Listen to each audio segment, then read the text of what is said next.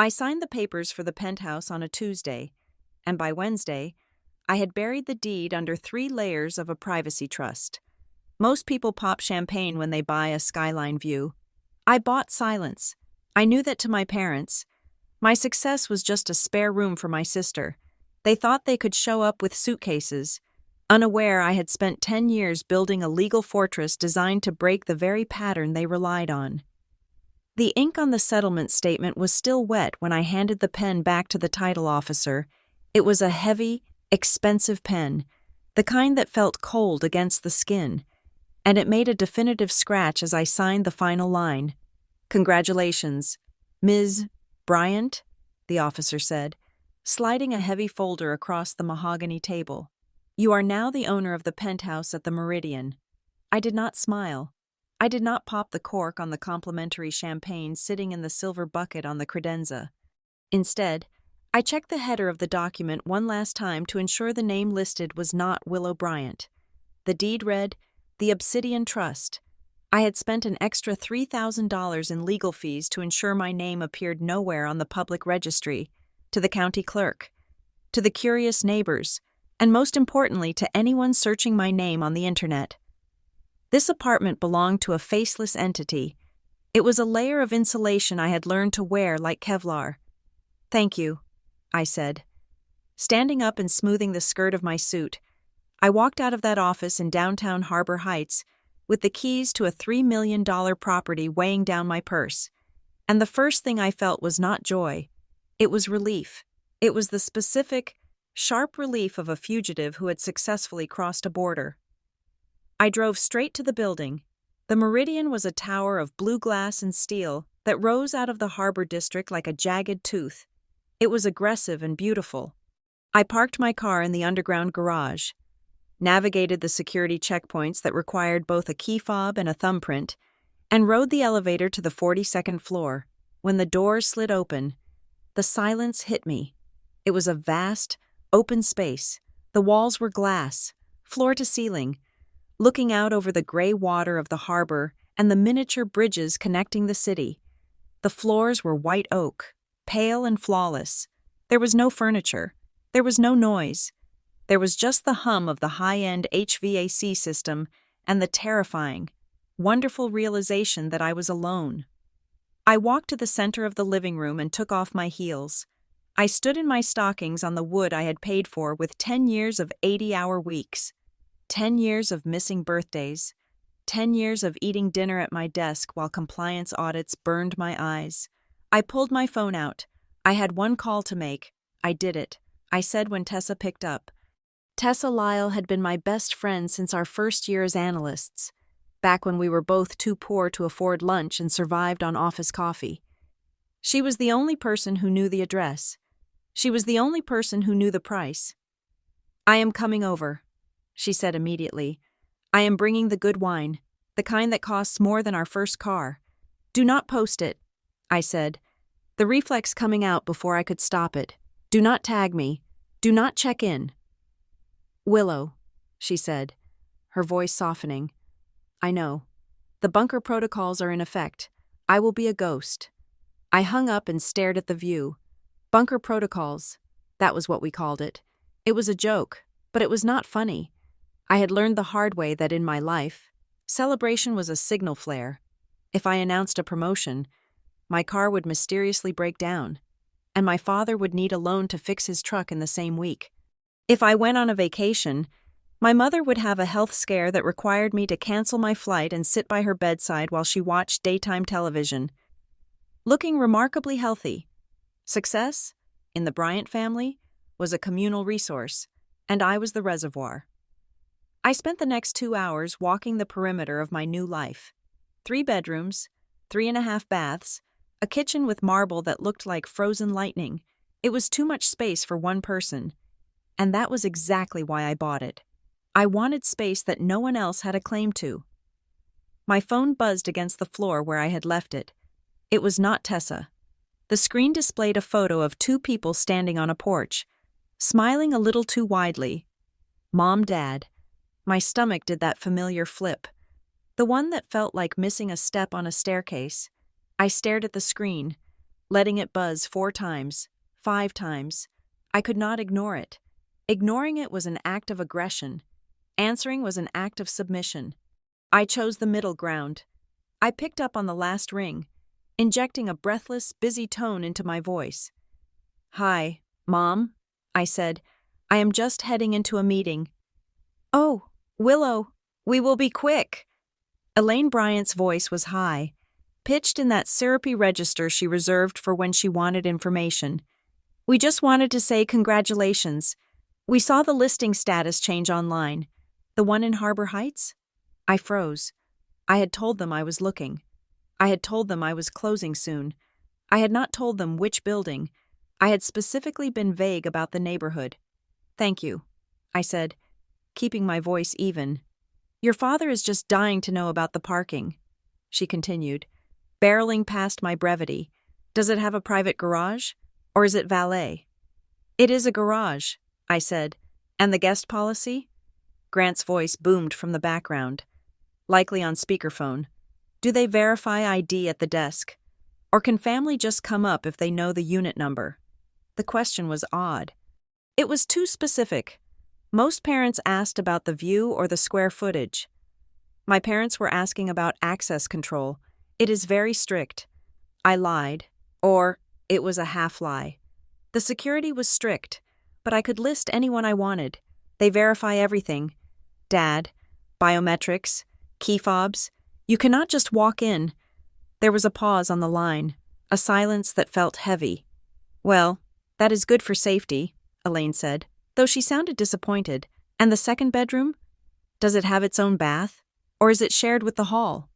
"It has its own," I said, watching a ferry cut across the harbor water below. "Why? Just curious. We want to picture it. Sweetie, we are just so proud of you. A penthouse, our little Willow, living in the sky." The pride felt sticky. It felt like ownership. "We are expecting you Sunday. Right?" Elaine added. The trap snapping shut. "For dinner? We want to hear all about it. And Marin is coming. She is dying to see photos." I tightened my hand around the phone. Sunday dinner was a ritual I had tried to break for years, but the guilt always dragged me back. "I will be there," I said. "Great. We are making the pot roast." The line went dead.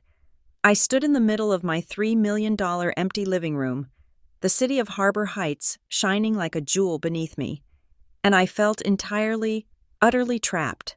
Sunday arrived with a gray, suffocating humidity. The drive from Harbor Heights to Brookvale was less than an hour. But it felt like time travel, as the steel skyline faded in my rearview mirror, replaced by the sprawling, identical lawns of the suburbs. I felt my posture change, my shoulders hunched, my jaw locked. I reverted. I pulled my Audi into the driveway of the house I'd grown up in. It was a beige 2-story colonial that needed a fresh coat of paint. My father's truck was parked on the lawn, not the driveway, leaving oil stains on the grass. I checked my reflection in the visor mirror. I looked expensive.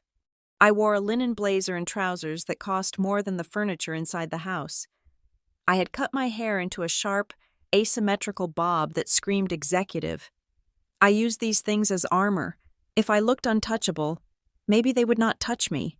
I grabbed the bottle of wine I had brought, a peace offering, and walked to the front door. It was unlocked. It was always unlocked. "Hello?" I called out, stepping into the foyer. The house smelled of slow-cooked beef and lavender air freshener, a combination that always made me slightly nauseous. "In the kitchen," my mother called. I walked through the living room. The furniture was the same as it had been 15 years ago, just more worn. The carpet had a permanent track of dirt worn into the beige pile. But before I went to the kitchen, I made a detour. I went upstairs. I told myself I needed to use the restroom, but that was a lie. I wanted to see it. I walked down the hallway, past the family photos that lined the wall. There were dozens of photos of Marin at prom, Marin at her cheer competition, Marin holding a trophy for a participation award. There were 2 photos of me. One was my college graduation, where I looked exhausted. The other was a group family photo where my eyes were closed. I pushed open the door to my old bedroom. I stopped. My bed was gone. My desk, where I had studied for the SATs until my eyes burned, was gone. The room was filled floor to ceiling with cardboard boxes, plastic bins, and a broken exercise bike my father had bought from an infomercial 3 years ago. It was dark, dusty, and impassable. It was a storage unit. I closed the door quietly and took a breath. Then, I walked 2 steps down the hall and opened the door to Marin's room. It was pristine. The lavender duvet was smoothed perfectly. Her high school trophies were dusted and arranged on the shelves. There were fresh curtains. It looked like a shrine to a girl who hadn't lived there in 6 years. Marin was 31 years old. She had lived in 4 different apartments in the last 4 years, usually leaving in the middle of the night to avoid a landlord dispute, but her room here was always ready.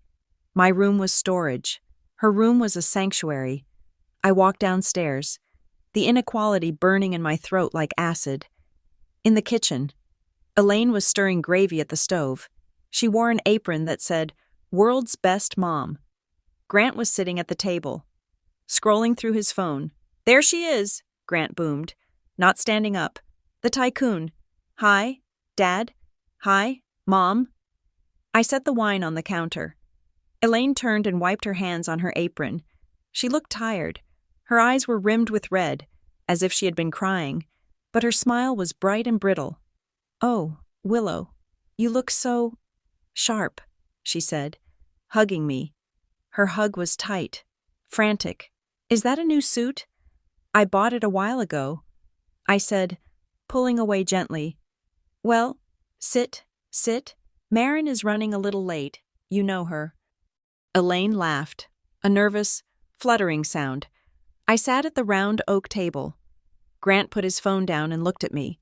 His gaze was assessing, like he was calculating the value of a used car. "So," he said, "the Penthouse. Close the deal?" "Yes," I said. "Keys are in hand. Must be nice."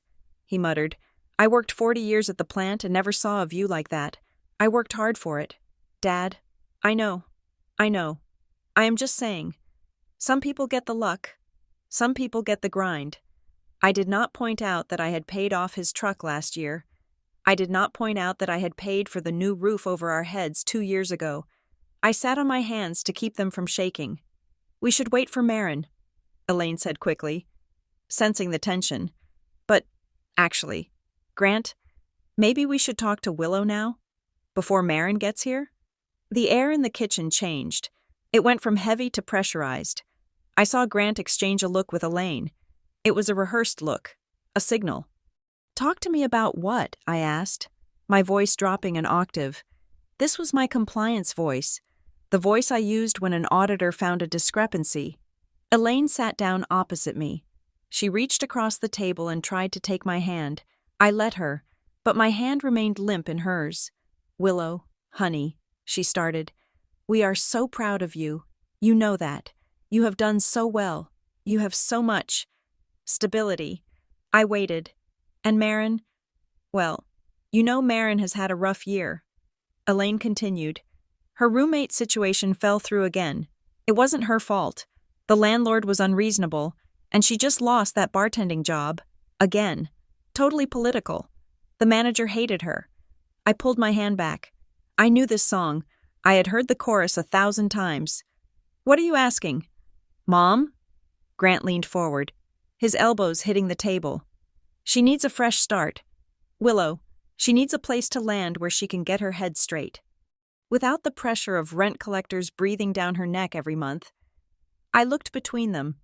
I looked at the storage room upstairs in my mind. I looked at the shrine down the hall. "She can move back here." I said, "Her room is perfect. I just saw it." Elaine flinched. "Well, that is the thing. We are getting older. Willow, having her here, it is stressful. We are on a fixed income. We cannot support her lifestyle." "But you can support her storage?" I thought, but did not say. "So," Grant said, cutting to the chase, "we told her she could stay with you." The world stopped. The refrigerator hum seemed to vanish. "Excuse me?" I whispered. "Just for a few months," Elaine said rapidly, the words tumbling out like spilled marbles. "Just until she gets back on her feet. You have that massive place. 3 bedrooms. You said it yourself. The second bedroom has its own bath. It is perfect. She can have her privacy. You can have yours. It will be like you are roommates. Sisters again. You told her. I repeated, my voice steady, though my heart was hammering against my ribs like a trapped bird. You told her she could live with me, without asking me. We did not think you would mind, Grant said, his voice rising. You are family. You have a mansion in the sky with empty rooms. What are you going to do with them? Dust them? I took a deep breath. I channeled Dana Klein, the terrifying general counsel at my firm. I channeled every hard conversation I had ever had. No, I said. Elaine blinked. What? No, I said again. Maren cannot live with me. The silence that followed was violent. Elaine's face crumpled. Tears, instantaneous and weaponized, sprang to her eyes. Willow, how can you be so selfish? She sobbed. She is your sister. She is sleeping on a friend's couch right now. Grant slammed his hand on the table. The silverware rattled. Don't you look at your mother like that, he barked. After everything we did for you, we raised you, we sacrificed for you, and now you are too good to help your own blood? I am not too good, I said, standing up. I am protecting my life. I love Maren, but I cannot live with her. We have different lifestyles. I work from home often. I need quiet. You need to get over yourself. Grant spat. You are cold. Willow, you have always been cold. You think your money makes you better than us? You think because you live in a glass tower you can look down on us? I am not looking down on you. I am saying no to a roommate request I never received. It is not a request, Elaine wailed. It is a family emergency. It is not an emergency. Mom, it is a Tuesday for Maren. This happens every 6 months. That is cruel, Elaine cried. I looked at them, really looked at them. They were not asking. They were conscripting. They had looked at my success and seen a solution to their problem. They didn't want Maren to live with me because it was good for Maren. They wanted her to live with me so she wasn't their problem anymore. And then, the front door opened. Sorry I am late. The traffic on the connector was a nightmare. Maren breezed into the kitchen. She was beautiful. In that chaotic, effortless way, she was wearing a vintage leather jacket and jeans that were ripped in exactly the right places. Her hair was a messy halo of blonde curls. She carried a bag that looked heavy. She stopped when she saw us. She saw Elaine crying. She saw Grant's red face. She saw me standing by the table, pale and rigid. She misread the room entirely. Oh, Mom, don't cry. Maren rushed over and hugged Elaine. It is happy news. She turned to me, her face beaming with a smile that looked genuine. Willow, she squealed. She threw her arms around me. I stiffened, but I didn't push her away. She smelled of cigarettes and expensive vanilla perfume. Thank you, thank you, thank you. She shouted into my ear. Mom and Dad told me you offered. I cannot believe it. I promise I will be the best roommate ever. I will cook, I will clean, I will stay out of your hair. It is going to be so much fun. She pulled back, gripping my shoulders.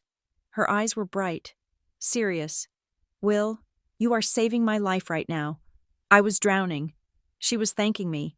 She was performing gratitude so loudly, so publicly, that she was sealing the deal with social cement. If I said no now, in front of her joy, I wasn't just setting a boundary. I was a monster. I looked at Grant. He was smirking, a small, victorious tilt of his chin. He knew exactly what he had done. He had wound her up and sent her in to detonate. I looked at Maren. She wasn't malicious. She was just entitled. She had been taught that the world would catch her, and I was the net. We can talk about the details later, I said, my voice sounding hollow to my own ears. Yay! Maren clapped her hands. I already have boxes packed. Mom said you have a freight elevator? I could not do it. I could not stand there and eat pot roast and pretend this was happening. I have to go. I said, Willow, Elaine gasped. You just got here. Work emergency. I lied. A server went down. I have to handle it remotely. Secure line. I grabbed my purse. I did not look at Grant. I did not look at Marin's confused face. I walked out of the kitchen, down the hall past the storage room and the shrine, and out the front door. I got into my Audi and locked the doors. I did not start the engine immediately. I sat there, gripping the steering wheel, my knuckles turning white. I was shaking. It wasn't anger. Anger is hot. This was cold. This was the old panic. The childhood feeling of being cornered, of being told that my reality did not matter, that my feelings were wrong, that my only purpose was to serve the family unit. They had not just asked. They had planned it. They had coordinated it. I started the car and backed out of the driveway. I drove 3 blocks and pulled into the parking lot of a closed pharmacy. I needed to document this. I pulled out my phone and opened the voice memo app. It was a habit I had picked up 3 years ago during a hostile HR investigation. If it is not recorded, it did not happen. I hit the red button. October 4th, 6:45 p.m. I said to the empty car, I visited my parents. They informed me, they did not ask, that Marin is moving into the penthouse. They had already told her it was a done deal. Grant called me cold. Elaine used emotional distress tactics. Marin believes I offered. I did not agree. I stated no. They ignored it. I stopped the recording. I labeled the file Family Ambush, October 4th. I stared at the phone. This was not just a boundary dispute. This was an invasion. I drove back to Harbor Heights in silence. The city lights grew closer, a fortress of my own making. When I pulled into the garage at the Meridian, I felt a flicker of safety. The gate closed behind me. I was safe here. My deed was in a trust. My name was not on the buzzer. I walked through the marble lobby. The night concierge, a young man named David, smiled at me. Good evening. Ms. Bryant? Good evening. David. I took the elevator up to the 42nd floor. I unlocked my door and stepped into the silence. It felt different now. It felt fragile. I poured a glass of tap water and stood by the window, looking out at the dark water. My phone chimed with an email notification. I frowned. It was Sunday night. Who was emailing me? I opened the mail app. The subject line read, Urgent. Key fob request. Unit 42A. It was from the building management office. Dear Ms. Bryant, I hope you are settling in well. We received a call this evening from your assistant regarding the additional key fob for your sister. Per her request, we have programmed a fob for Marin Bryant and have it ready at the front desk for pickup tomorrow morning. Please let us know if you would like us to authorize her for the parking garage as well. Best regards. The Meridian Concierge Team. I stared at the screen. The glass of water slipped from my hand and shattered on the floor. I did not have an assistant. I had not authorized a key. They had not just manipulated me at dinner, while I was driving to Brookvale to be ambushed. Someone, likely Marin, coached by my mother, had called my building, impersonated my staff, and authorized their own entry. They weren't waiting for my permission. They were already moving in. I looked at the shattered glass on the pale oak floor. It glittered like diamonds. I did not clean it up. I walked to the wall panel and engaged the deadbolt. Then I engaged the secondary lock. I picked up my phone and dialed Tessa. Do not bring the wine, I said when she answered. Bring the lawyer. What happened? Tessa asked, her voice instantly alert. The war started. I said, and they are already inside the perimeter. The morning sun hit the glass walls of my living room with a brilliance that felt aggressive. I had slept for 3 hours, fitfully, on a mattress I had dragged into the master bedroom from the guest suite. The shattered glass from the night before was gone, swept into a dustpan and buried in the trash. But the feeling of violation remained. It hung in the air like the smell of ozone after a lightning strike. I dressed in my armor, a charcoal sheath dress, a tailored blazer, and heels that clicked with authority on the hardwood. I was not going to the office today. I was going to war. And the first battlefield was the lobby of my own building. When the elevator doors opened on the ground floor, the morning concierge team was in full swing. David, the night guard, was gone, replaced by the day manager, a woman named Sarah, who prided herself on knowing the name of every resident's dog. Good morning, Ms. Bryant. Sarah beamed. I did not smile back.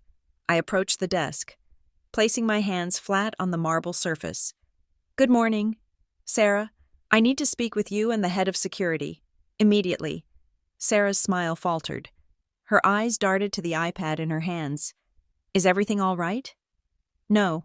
I said, there was a security breach last night. I was ushered into a small, glass-walled office behind the concierge desk. The head of security, a man named Miller who looked like he was carved out of granite, listened while I explained the email. I do not have an assistant. I said, keeping my voice low and level, I have never had an assistant. The woman who called you yesterday was an imposter. She claimed to be my employee to gain access to my property. Miller frowned, tapping a pen against his notebook. We have the call log, he said. The caller ID matched a local number. She had your unit number and your full name. She sounded professional. She said she was coordinating your move-in logistics. That woman was my sister, I said, and she does not have my permission to enter this building. Not to the lobby, not to the elevator, and certainly not to my unit. I watched them exchange a look. It was the look people give when they realize a wealthy tenant has messy family drama. It was a mix of pity and annoyance. I hated it. I want to update my access list. I continued. Ignoring their discomfort, I want a flag on my file. No guests, no deliveries unless I personally authorize them via the app. If someone shows up claiming to be my mother, my father, or my sister, you turn them away. If they persist, you call the police. Miller nodded slowly. We can do that, Ms. Bryant, but usually, for family. They are not family right now. I cut him off. They are a security threat.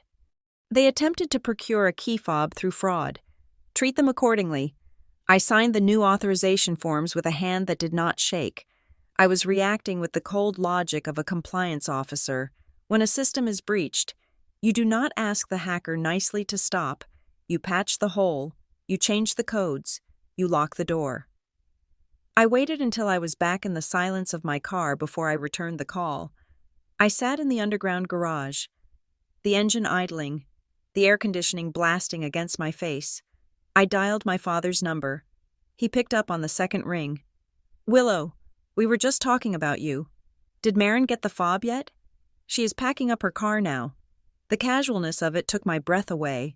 There was no hesitation, no guilt, just the expectation that the machinery of their plan was moving forward.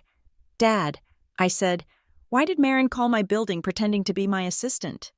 There was a pause, a beat of silence that was too long to be confusion and too short to be shame. Oh, that, Grant said, his voice breezy. That was just a misunderstanding. Willow, the concierge was giving her a hard time about the guest policy, asking for your written consent or something bureaucratic. She just wanted to streamline it. You know how these people are. These people are security professionals, I said, and she lied to them. That is fraud. Dad, she impersonated an employee to get a key to my home. You are making it sound like a crime. He scoffed. She is your sister. She was just trying to help you out so you did not have to come down and sign papers. She was doing you a favor.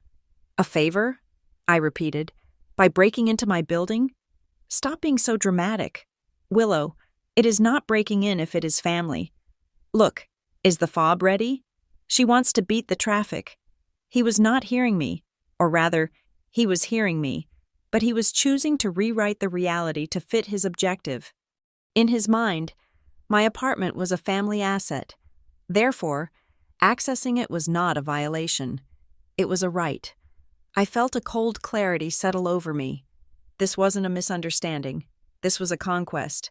The fob is not ready, I said, and it never will be. I spoke to security. If Marin shows up, they will not let her in. If she tries to lie again, they will call the police. Grant's voice dropped. The jovial father act vanished. You called the cops on your sister? I said the building will call the police if she tries to bypass security again. Tell her to stay in Brookvale. Willow, you are crossing a line here. I am crossing a line? I laughed. A sharp, humorless sound. You tried to move her in without asking me. You lied to my building staff. You are treating my home like a storage unit you own. It is a big apartment, he shouted. You are one person. Why are you so greedy? Why can you not share? Because it is mine, I said. I hung up before he could answer. My hands were shaking now. I dropped the phone into the passenger seat as if it were a hot coal. Greedy. That was the word. That was the weapon. In the Bryant family dictionary. Wanting to keep what you earned was greed. Wanting to have a door that locked was selfishness. I needed help, not therapy, not a friend with wine. I needed a wall. Tessa met me at a bistro in the financial district at noon. She did not bring wine. She brought a woman who looked like she could cut glass with her jawline. Willow, this is Dana Klein, Tessa said, sliding into the booth. She handled the harassment suit for the firm last year. She eats bullies for breakfast.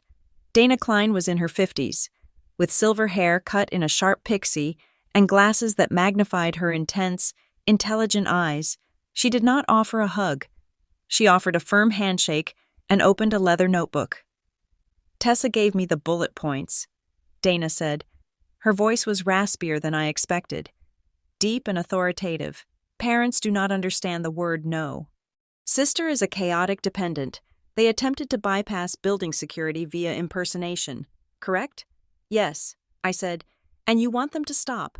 I want them to leave me alone, I said. I want to live in my house without fearing they are waiting in the lobby. Dana nodded, writing something down. Okay, here's the reality. Willow, you are dealing with what I call the entitlement drift.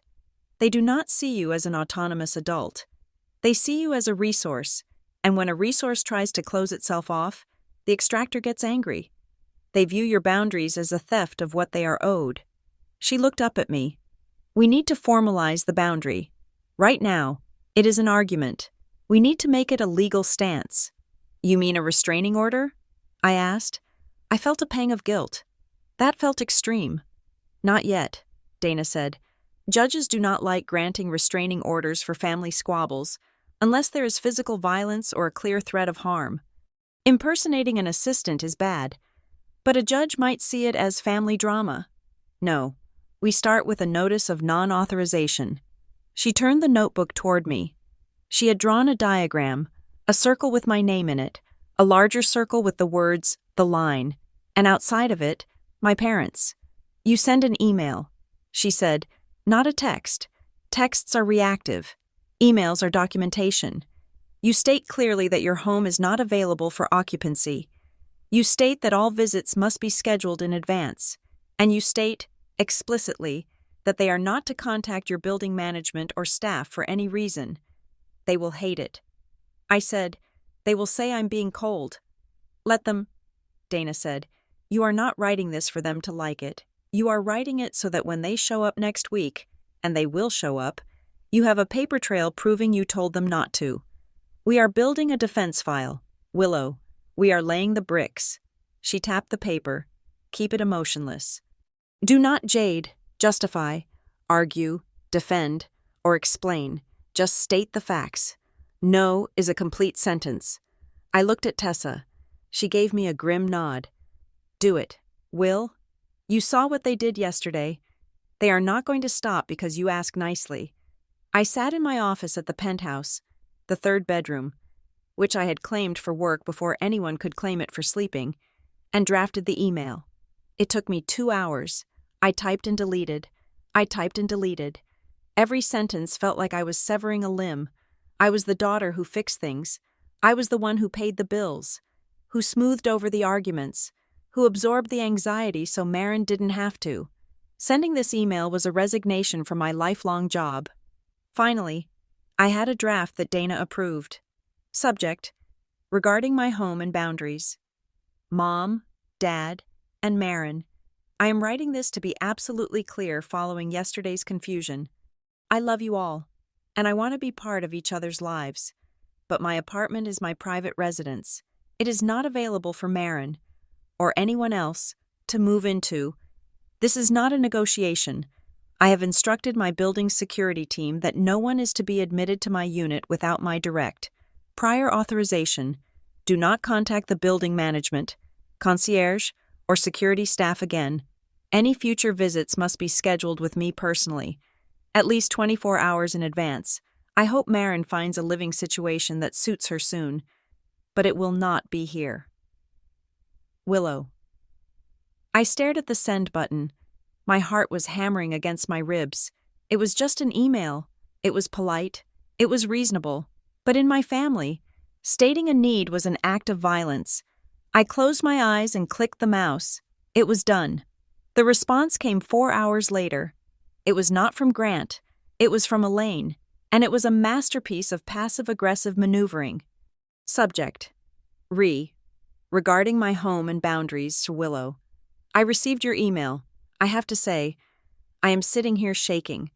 I cannot believe this is coming from the daughter I raised. We were only trying to help your sister. We thought, since you have so much space and you are rarely there, you would want to help family. I did not realize you had become so transactional. It breaks my heart to see you treat us like strangers who need an appointment. Your father is beside himself. His blood pressure was up all night worrying about Marin living on the street, which she practically is.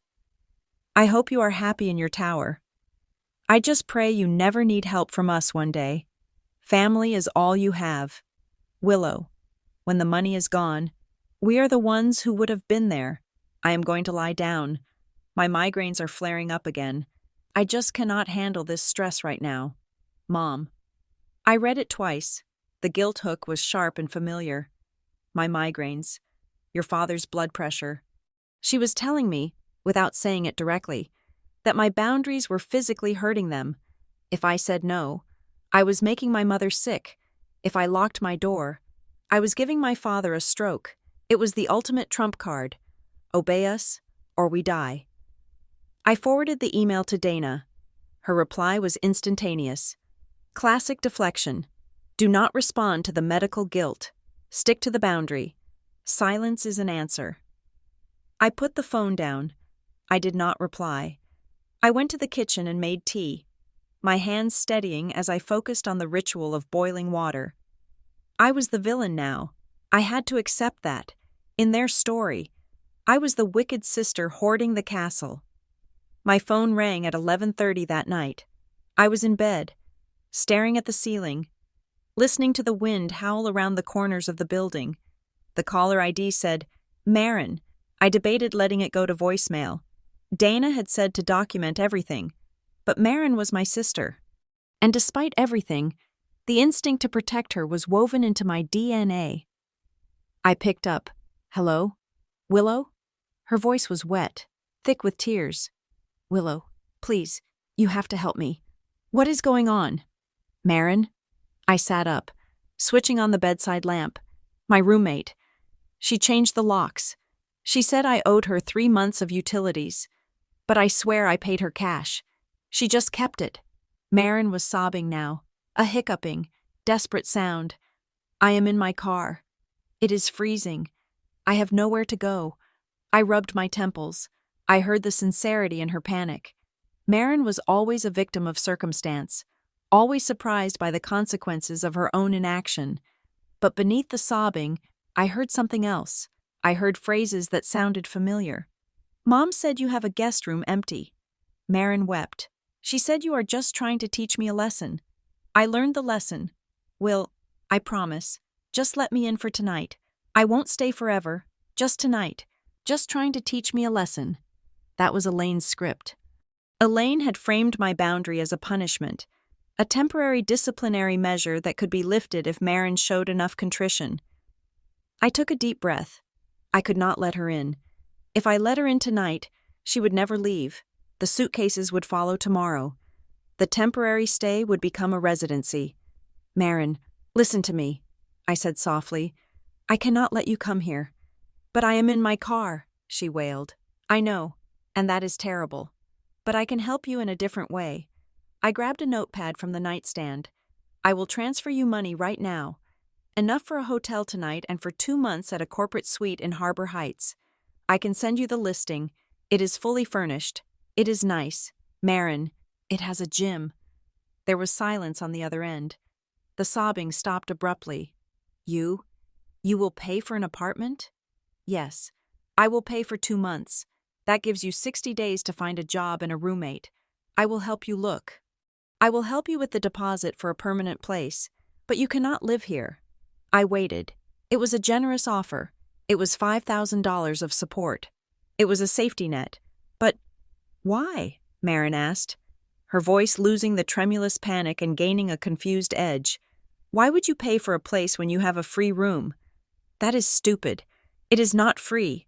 Marin, my privacy has value, so you are paying to keep me away? She said. The hurt in her voice was real, but it was quickly curdling into anger. You would rather throw money at a stranger than have your own sister down the hall? I am offering you housing. Marin, secure, paid for housing. You are paying me to go away, she shouted. God, Mom was right. You think you are better than us. You think I'm going to mess up your perfect white furniture. I am offering you a solution. Marin, take it or leave it. Keep your money. She spat. I don't want your charity. I wanted my sister. The line went dead. I sat there in the silence, the offer of $5,000 hanging in the air like smoke.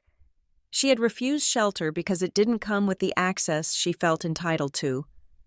The goalpost had moved. It wasn't about having a roof over her head. It was about having my roof. It was about possession. 2 days passed in a tense, silent standoff.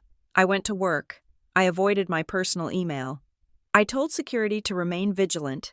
On Wednesday evening, I received a text from an old friend, Jessica, who still lived in Brookvale. We hadn't spoken much in years, just the occasional Facebook comment, so seeing her name pop up made my stomach turn. Hey Willow, long time no talk. Look, I don't want to overstep, but I ran into your mom at the grocery store today. I stared at the bubbles indicating she was typing more. She seemed really upset. She was telling Mrs. Higgins that you invited Marin to live with you to help her out, but then you changed your mind at the last minute because Marin didn't want to follow your house rules. She said you kicked Marin out on the street to teach her humility. People are talking. Will, everyone thinks it's really messed up that you would withdraw the offer like that. I felt the blood drain from my face. They weren't just mad. They were spinning a narrative, in their version of the story. I wasn't the victim of an attempted invasion. I was the erratic tyrant. I was the one who had issued an invitation, invited Marin to live with me, and then rescinded it out of cruelty. They were using the lie Grant had told Marin, Willow offered, and turning it into a weapon against my character. They were telling the community that I was unstable, that I was cruel, that I had pulled the rug out from under my struggling sister because of my ego. I realized then that Dana Klein was right. This wasn't a family argument. This was a campaign. They were burning my reputation to punish me for my independence. I didn't reply to Jessica. I screenshotted the text and emailed it to Dana. Then I walked to the window of my penthouse. The city lights were beautiful, but they felt distant.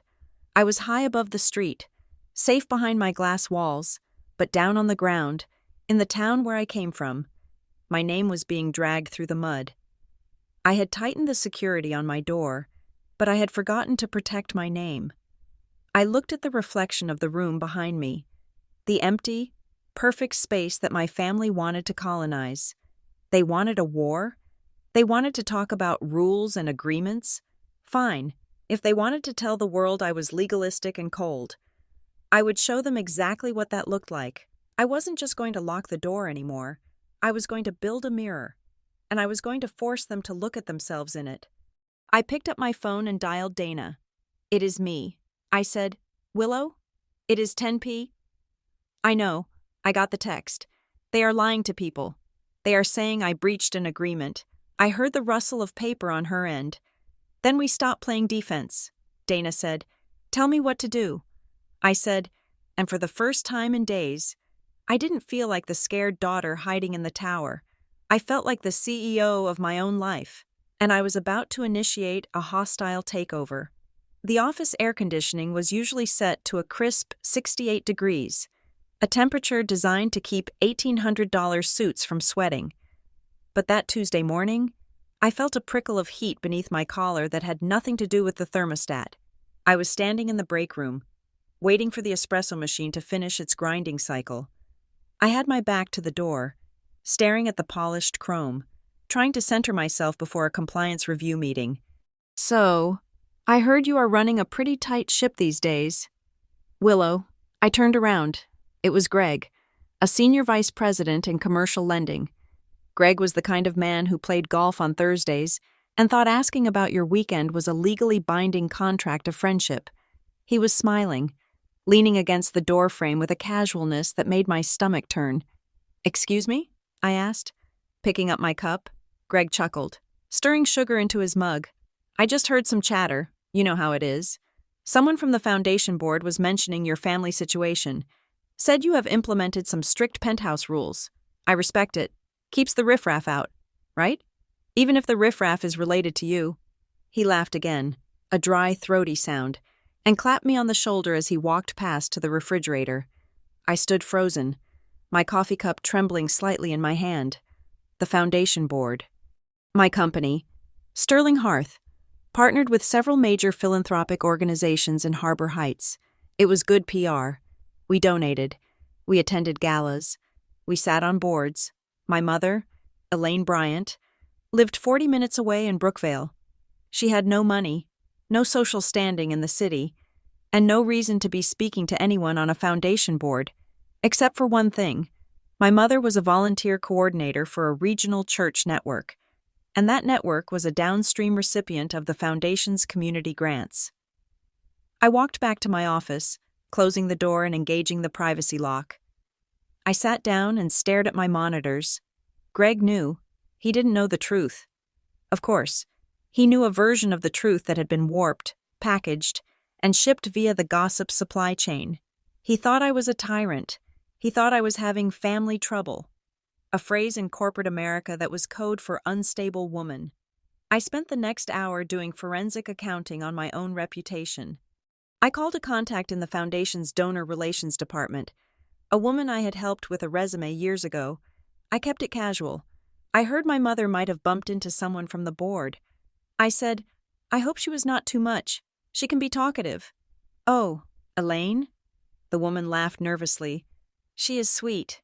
She was just chatting with Mrs. Vanderwall at the donor luncheon last week.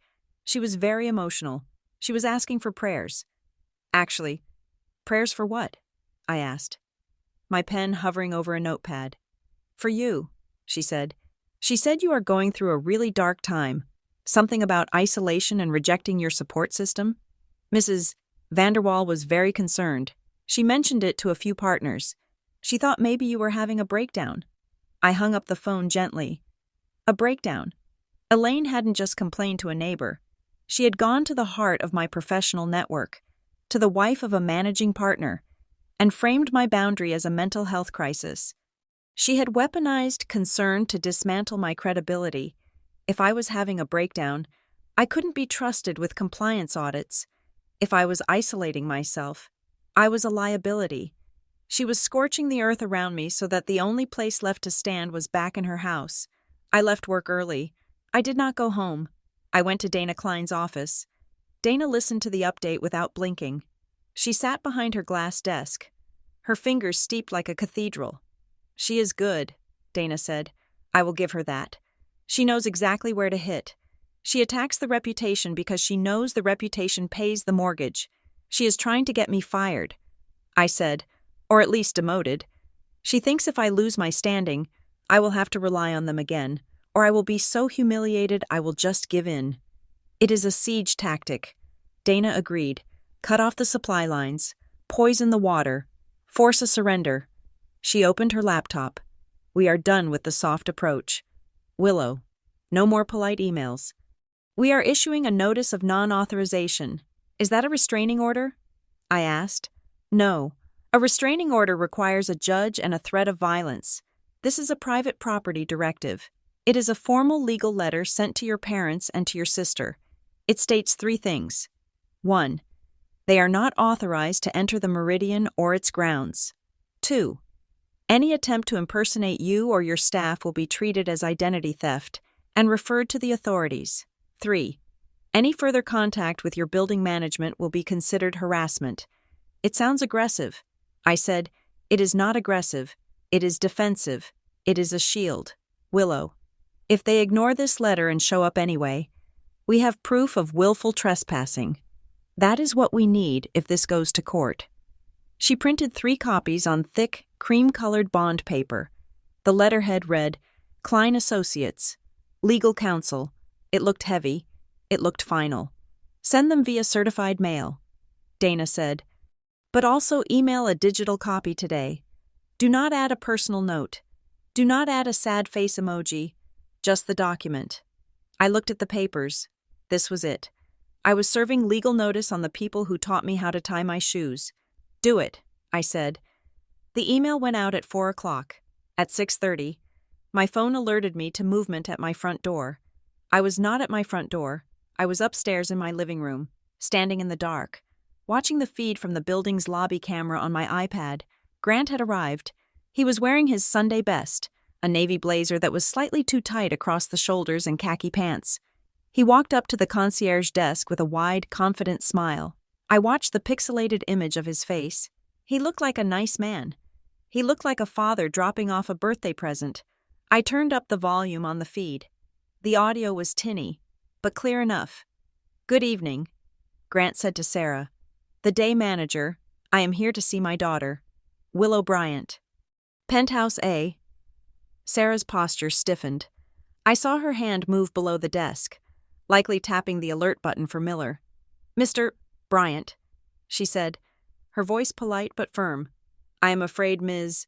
Bryant has not authorized any guests for this evening. Grant laughed. It was a boisterous, performative laugh. Oh, I am not a guest. Sweetheart, I am her father. We have a family dinner planned. She probably just forgot to put me on the list. You know how busy she gets. If you just buzz me up, I will surprise her. I am sorry. Sir, Sarah said, I cannot do that. Ms. Bryant has a strict no-access protocol in place. You are not on the list. Grant's smile faltered. He leaned over the desk. The charm was evaporating, replaced by the simmering aggression I knew so well. Now look here, he said. I drove 40 minutes. My daughter is upstairs. I'm not going to stand here and argue with a receptionist. Call her. I cannot call her. Sir, her instructions are clear. Call her, Grant shouted. People in the lobby turned to look. A woman with a poodle stopped near the elevators. A delivery driver paused at the door. Grant saw the audience, and instinctively, he switched tactics. He didn't get violent. He got pathetic. He threw his hands up, looking around the room, inviting the strangers to witness his tragedy. This is unbelievable, he announced to the room. A father cannot even see his own child? I raised her. I paid for her college. And now she lives in a castle and won't let her own dad in the lobby? He pointed a shaking finger at the ceiling. Willow, I know you are watching. Why are you doing this to us? I sat in the dark, 42 floors above him. Holding the iPad so tightly, my fingers cramped. Every fiber of my being wanted to run to the elevator. It was the reflex I had been trained in since birth. Fix it. Stop the scene. Manage his emotions. If I went down there, I could quiet him. I could pull him into a corner, apologize to the neighbors, and smooth it over. I could make the embarrassment stop, but that was the trap. The embarrassment was the hostage taker. If I paid the ransom, he would just do it again next week. I watched Sarah step back as Miller, the head of security, stepped into the frame. Miller was a large man. He did not smile. Mr. Bryant, Miller said, his voice deep and carrying easily over the lobby echo. You have been asked to leave. You are trespassing on private property. Trespassing? Grant sputtered. I am family. You are not a resident, and you are not a guest, Miller said. You need to leave the premises immediately, or I will call the Harbor Heights Police Department. We have a notice of non-authorization on file. Grant froze. He heard the legal term. He knew the letter had arrived. He looked at Miller. Then he looked at the security camera in the corner of the ceiling. He looked directly at me. His eyes were cold, hard flint. Fine, he spat. Keep her. She is not worth it. He turned and stormed out, shoving the heavy glass door open so hard it shuddered against its hinges. I watched him get into his truck on the street camera. I watched him drive away. I put the iPad down on the coffee table. I did not cry. I felt a strange, hollow nausea. I had won the battle. My wall had held. But seeing my father perform that scene, seeing him weaponize his love as a public spectacle, made me realize there was no going back. He hadn't come to see me. He had come to break me. 10 minutes later, the text came. It wasn't from Grant. It was from Marin. Dad is home. He is throwing things. He says you humiliated him in front of the whole city. He says you are dead to him. I stared at the screen. Then a second message popped up. Please, Willow, this is getting scary. Just let me in for tonight. I can't stay here with him like this. I will sleep on the floor. I won't talk. Just open the door. I recognized the pattern immediately. Dana had warned me about this. Triangulation. Grant creates the chaos. He explodes. Then Marin is deployed as the refugee, seeking shelter from the storm he created. If I let Marin in to save her from Grant, I was still letting Grant win. I was still reacting to his emotional lever. Marin was the messenger, the human white flag that carried a Trojan horse, but the fear in her text felt real. Marin was terrified of Grant's rage. We both were. I typed a response. My thumbs hovered over the keys. I could not let her into the penthouse. That boundary had to be absolute. But I could not leave her in that house if she was truly unsafe. Meet me at the Daily Grind on 4th Avenue. In 30 minutes. Do not bring Dad. If he comes, I leave. Okay, she replied instantly. I'm leaving now. The Daily Grind was a 24-hour coffee shop in the University District, far enough from the Meridian that my parents wouldn't associate it with my home, and public enough that nothing could happen without witnesses. I arrived first. I bought a black coffee and sat in a booth near the back. Facing the door, Marin walked in 20 minutes later. She looked wrecked. Her eyes were swollen. Her hair was pulled back in a messy bun, and she was wearing a coat that looked 2 sizes too big. She looked like a child playing dress-up in adult misery. She slid into the booth opposite me. She didn't order anything. She just put her hands on the table and looked at me. He broke the TV, she whispered.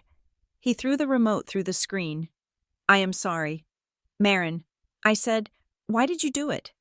Willow? Why didn't you just let him up? He just wanted to see the place. He wanted to conquer the place.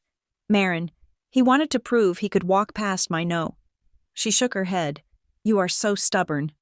You have always been stubborn, and now I am the one paying for it. He is screaming at Mom. He is screaming at me. He says it is my fault for not getting the key fob. I looked at my sister. She was 31 years old, but she was stuck in a time loop of adolescence. She had never learned to separate her own identity from the family organism. Marin, I said, leaning forward, I want to ask you a question, and I want you to answer me honestly, not what Dad wants you to say, not what Mom wants you to say. She looked down at the table. Do you actually want to live with me? She blinked. What? Do you want to live with me? I repeated. We have not lived together in 10 years. We are different people. I work 14 hours a day. I am quiet. I am boring. You like loud music and late nights. You hated living with me when we were teenagers. Why do you want to move into a glass box with me now? Marin picked at a loose thread on her coat. She didn't answer. Is it because you want to be my roommate? I pressed. Or is it because you want an escape route from them? She looked up. Her eyes were wet. I have nowhere else to go. Will, I am drowning in debt. I have 3 credit cards maxed out. My car payment is 3 months behind. The bartending job. I didn't lose it because of politics. I lost it because I was skimming from the tip jar to pay my phone bill. I felt a pang of sympathy.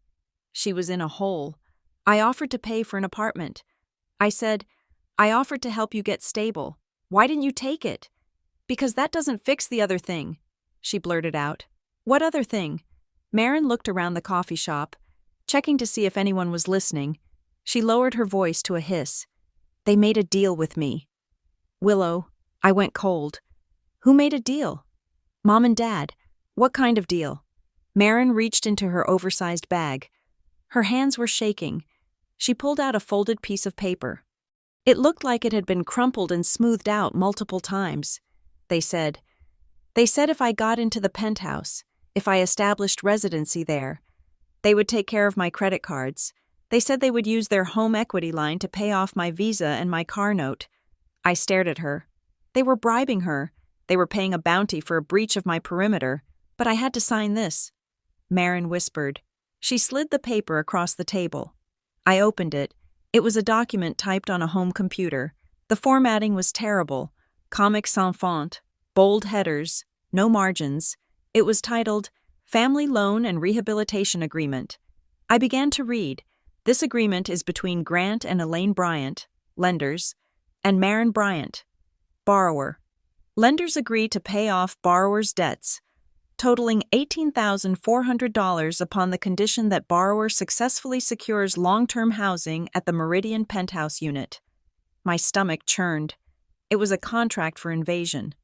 But as I read further, the nausea turned into horror. Clause 4. Borrower agrees to provide a duplicate key fob to lenders within 48 hours of occupancy. Clause 5. Borrower agrees to be present to facilitate lenders' access to the property whenever requested, regardless of Willow Bryant's presence or permission. Clause 7. Repayment of the debt relief will be made through services. Borrower agrees to chaperone lenders to all building events, pool access, and social functions. Clause 9. Obedience. Borrower agrees to follow lender's guidance regarding lifestyle, dating, and employment choices while residing in the family-secured housing. I looked up at Marin. My mouth was dry. Marin, I said, this is not a loan agreement. This is a slave contract. I know, she whimpered, but I need the money. Willow, they are going to repo my car next week. I can't lose my car. They are selling you, I said, my voice rising. They are buying you to use as a battering ram against me. Look at Clause 5. Regardless of Willow Bryant's presence or permission, they don't want you to have a home. They want a proxy. They want a sleeper agent inside my house who is legally bound to open the door for them. Marin put her head in her hands. I didn't have a choice. She sobbed. You always have a choice, I said, but I wasn't sure if that was true for her anymore. They had broken her down so completely that she saw this predatory document as a lifeline. May I keep this? I asked. Marin looked terrified. If they find out I showed you, they won't, I said. I took my phone out and snapped high-resolution photos of every page. I handed the paper back to her. This changes things. Marin, how? She asked, wiping her nose. Are you going to let me in? No. I said, I am absolutely not letting you in. Because if I let you in, I am letting them in. You signed a contract promising to violate my boundaries, but I won't do it. I promise. You signed a paper saying you would. I said, you signed away your autonomy for $18,000. Marin, you are compromised. I cannot trust you. She stared at me, the hope draining out of her face, replaced by a dull resignation. So what do I do? She asked. I stood up. I felt a cold resolve settling in my chest. This wasn't just about an annoying family dynamic anymore. This was financial coercion. This was legal abuse. They were manufacturing a conflict and using my sister as human currency. You go back to Brookvale tonight. I said, you survive the night, and tomorrow, you go to the credit counseling service I'm going to email you. I can't go back there. She whispered. You have to. I said, because I can't save you from them if you are still trying to sell me out to them. I left $40 on the table for her coffee and a cab. I walked out of the daily grind into the cool night air. I drove back to the Penthouse, but I didn't go to sleep. I went to my office. I sat down at my desk and opened a new file on my secure drive. I named it Case File, Bryant Coercion. I uploaded the photos of the family loan agreement. Then I opened a spreadsheet. I began to build a timeline. Item 1, October 4th. Unauthorized attempt to move in. Item 2, October 4th. Verbal abuse/emotional manipulation at dinner. Item 3, October 5th. Impersonation of staff to secure key fob, felony fraud. Item 4, October 7th. Reputational damage via foundation network. Item 5, October 8th. Attempted unauthorized entry by Grant Bryant. Item 6, October 8th. Discovery of indentured servitude contract regarding Marin Bryant. I typed until my fingers ached. I wasn't writing a diary anymore. I was building an indictment. I had thought I was fighting a skirmish over a spare bedroom. I realize now that I was in a war against a systematic attempt to annex my life. My parents weren't just overbearing. They were operating a sophisticated control scheme. And if they were willing to put obedience into a contract with Marin, I wondered what other documents existed that I didn't know about. I looked at the screen. The timeline was ugly. It was undeniable. I needed to dig deeper. I needed to see what else they had signed my name to. I picked up the phone and texted Dana. I have a document you need to see, and I need you to run a full background check on my parents. Not just criminal, civil, financial, everything. Her reply came back in seconds. On it. What did you find? I found the price tag. I typed back. They sold my sister for 18 grand. I closed the laptop. The city lights of Harbor Heights glittered outside, indifferent and beautiful. I was safe inside my glass walls for tonight, but I knew that down in Brookvale, the beast was only getting angrier. Grant had been humiliated. Elaine had been exposed. Marin had failed her mission. They would not stop. They would escalate. And when they did, I would be ready with a file that was thicker than their Bible. I walked to the window and looked down at the street. Come and get me, I whispered. The paper cut on my finger was small, but it stung every time I turned a page. I sat in Dana Klein's conference room, surrounded by stacks of paper that documented the quiet, pervasive theft of my own name. It was not the kind of identity theft that makes the evening news. There were no Ferraris bought in Miami, no offshore accounts drained. It was mundane. It was domestic. It was terrifyingly entitled. Here, Dana said, sliding a document across the polished oak table. Look at the date. November, 4 years ago. I looked. It was a utility service agreement for an apartment complex in a town 2 hours south of Brookvale. The account holder was listed as Willow J. Bryant. The service address was for Unit 4B. I have never lived in that town, I said, my voice flat. I know, Dana said, but Marin did. She lived there for 6 months with that DJ boyfriend, the one who stole her laptop, I remembered. That was the winter Marin had called me crying because the heat had been turned off. I had sent her $300 to fix it. I hadn't realized that the account she was paying off was in my name. And here, Dana continued, flipping open a folder, a lease application from 2 years ago, listed under emergency contacts, Willow Bryant, relationship, sister. That is fine. But look at the guarantor section. I leaned in. In the box marked guarantor, someone had typed my name. They had filled in my social security number. They had forged a signature that looked nothing like mine, a loopy, childish scrawl. They didn't actually run the credit check, Dana explained. The landlord likely accepted the application based on the income statement Marin provided. Or maybe Grant talked him into it, but the intent was there. They offered your credit worthiness as collateral without your consent. I sat back, feeling a cold numbness spread through my chest. They use me like a spare key, I whispered. It is what I call the convenience of ownership, Dana said, taking off her glasses and rubbing the bridge of her nose. They view your financial identity as a family asset. If Marin needs lights, they use your name because your credit score is 800 and theirs is 600. If they need a lease signed, they draft you. It is not malicious in the sense that they want to destroy you. It is almost worse. They just don't think you belong to yourself. I looked at the pile. Cable bills, a medical intake form where I was listed as the billing party, a gym membership in Brookvale that I had never set foot in. It was 1,000 tiny cuts. For years, while I was building my career, staying late at the office, and carefully curating my reputation. My parents had been pasting my name onto the messy, chaotic edges of their lives whenever they needed a patch. Is it illegal? I asked. Technically? Yes, it is fraud, forgery, identity theft. Dana looked at me directly.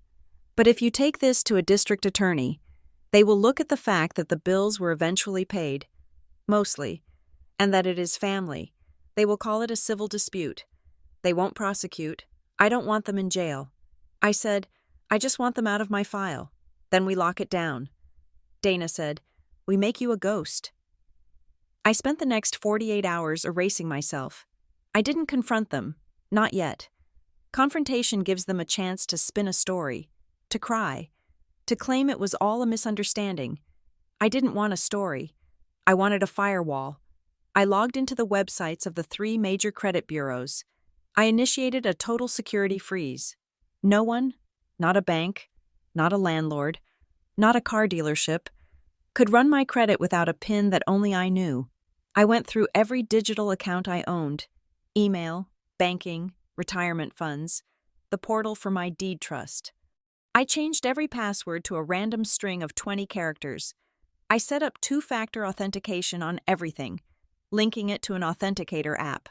Not my phone number, just in case they tried to SIM swap me. Then came the security questions.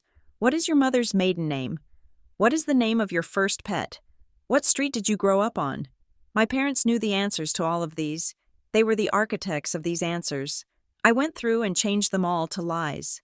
Mother's maiden name? Skywalker? First pet? Godzilla. Street you grew up on? Mordor Lane. It felt petty, but as I typed the false answers, I felt a strange sense of liberation. I was rewriting my history. I was severing the data points that connected me to them. Finally, I went to a UPS store in downtown Harbor Heights, 3 blocks from my office, and opened a private mailbox. I filed a change of address form with the post office. From now on, no bank statements, no tax documents, no sensitive mail would go to the Meridian. If they managed to get into my building, they would find an empty mailbox. I was building a moat. It was invisible, digital, and bureaucratic, but it was the strongest thing I had ever constructed. On Thursday afternoon, my phone rang. It was Elaine. I let it go to voicemail. I listened to the message 5 minutes later, sitting in the sanctuary of my car. Willow, honey, it is Mom. Her voice was soft, trembling slightly. It sounded rehearsed. Look, your father and I, we have been doing a lot of praying. We hate this fighting. It is tearing us apart. We want to fix this. We want to have a family meeting. Just us. Quiet. Peaceful. Marin wants to apologize to you face to face. She feels terrible about the other night. Please, let us come over. Just for an hour. We can clear the air. I played it twice. Marin wants to apologize. I thought about Marin in the coffee shop, showing me the slave contract she had signed. I wondered if her apology was Clause 10 of the agreement. I called Dana. They want a meeting. I said, at the Penthouse. Of course they do. Dana said, they are losing control. They need to get back into the physical space to reestablish dominance. Should I say no? Dana paused. If you say no, they will escalate. They will show up at your office. They will camp in the lobby. Sometimes, the best way to defuse a siege is to open the gate under controlled conditions. You let them in, you state your terms, you show them the wall is real, and then you escort them out. It pops the bubble of their fantasy. Okay, I said, but I am setting the rules. Set them, Dana said, and I will be by my phone. If things go sideways, you text me the code word, and I call the police to report a disturbance. What is the code word? Valet, Dana said. I texted Elaine back. I agree to a meeting. Tomorrow evening at 7 o'clock. 1 hour. This is a discussion, not a dinner. Do not bring food. Do not bring gifts. And if there is any yelling. The meeting ends immediately. Elaine's reply came instantly. Oh, thank you. Sweetie, we just want to hug you. See you at 7. The exuberance made me suspicious. It was too quick. It bounced back too easily from the cold daughter narrative they had been spinning all week. My suspicion was confirmed the next morning. I was working from home, sitting at the kitchen island, when the building intercom buzzed. It was Sarah from the concierge desk. Good morning. Ms. Bryant, I have a question regarding the reservation for the Skyline Lounge on Sunday. I stopped typing. I didn't make a reservation for the lounge. Sarah. There was a pause on the line. I heard the clicking of a keyboard. That is strange. Sarah said, I have an email request here from yesterday afternoon. It came from an Elaine Bryant. She referenced your unit number. She asked to book the lounge from 2 to 6 for a welcome gathering. She said it was a private family event hosted by the resident of Penthouse A.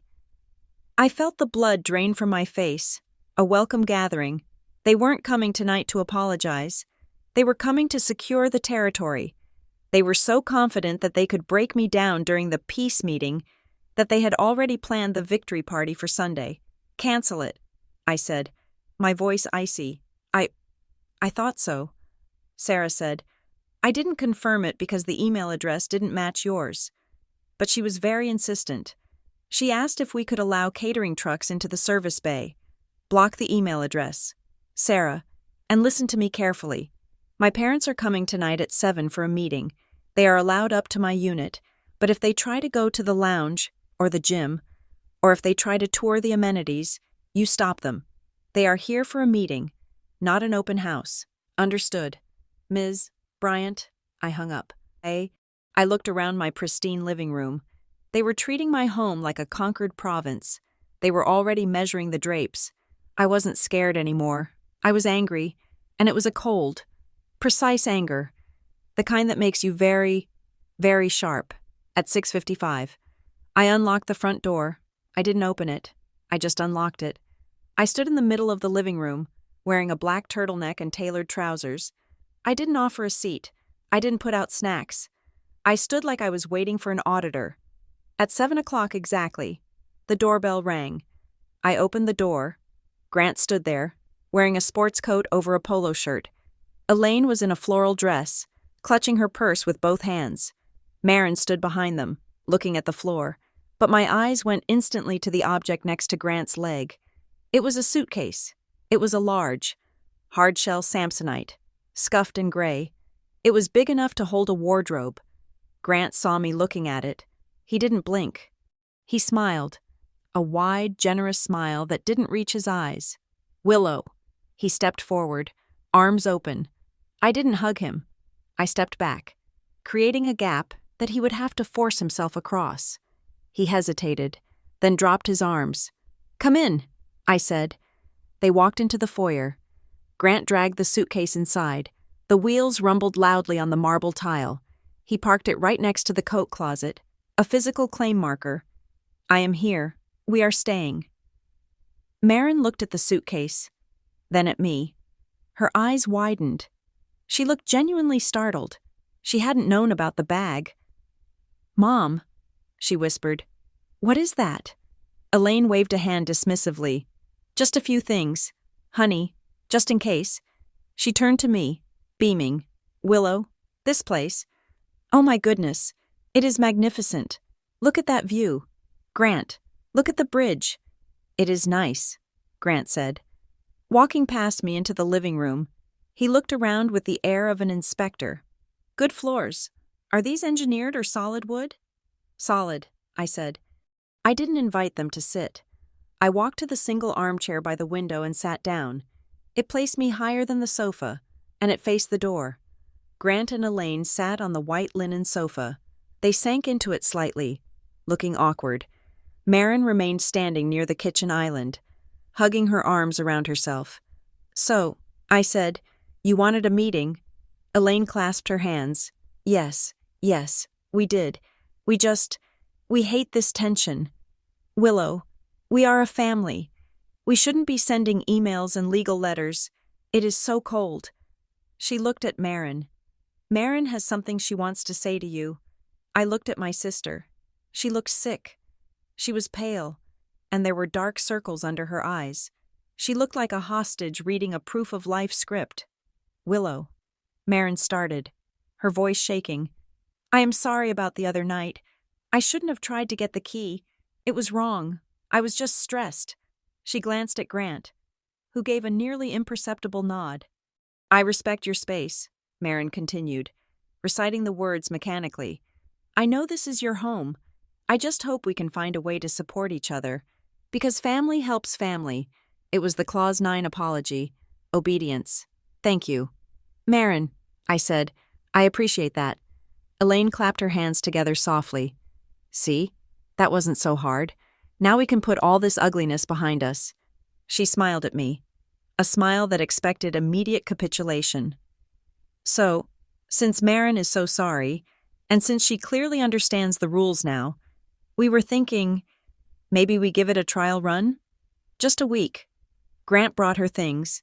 She gestured to the suitcase in the hall. She can stay in the guest room. We will supervise her. We will make sure she doesn't bother you. It will be like she isn't even here. I looked at the suitcase.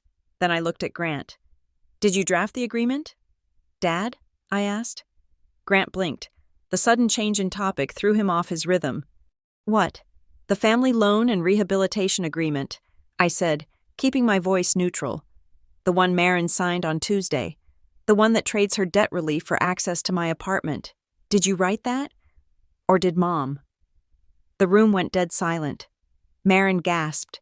She looked at me with betrayal in her eyes, then terror as she looked at Grant. Grant's face turned a mottled red. He stood up. Where did you see that?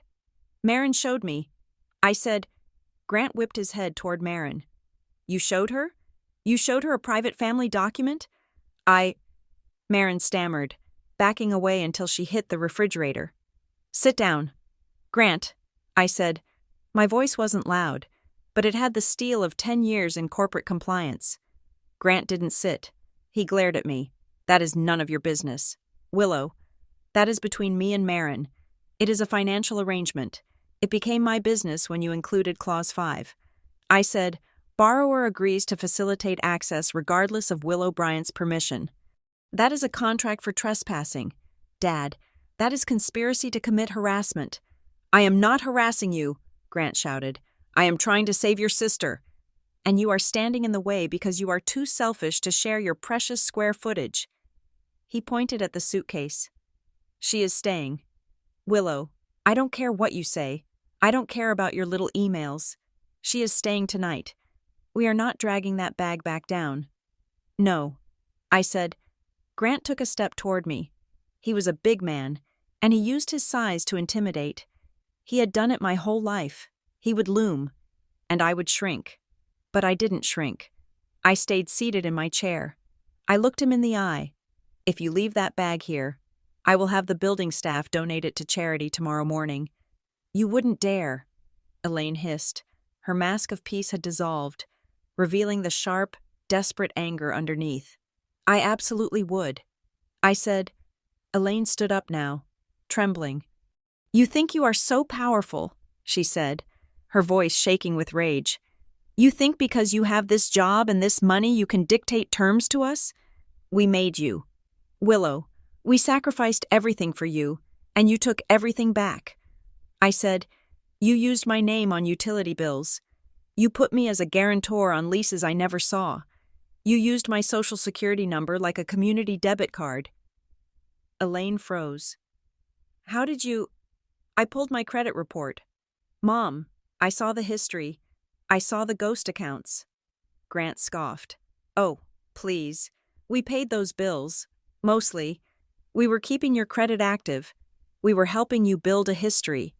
You were using my identity because yours is ruined. I said, and that stops now. I have frozen my credit. I have changed my passwords. And I have removed you as emergency contacts. Grant stared at me. His mouth opened and closed. You froze your credit? He asked. Yes. So, if there was an emergency, you cannot use my name anymore. Dad. For anything. Grant's face hardened. The shock turned into something uglier. Malice. You ungrateful little bitch, he said quietly. Marin made a small, whimpering sound. Grant leaned over the coffee table. You think you can cut us off?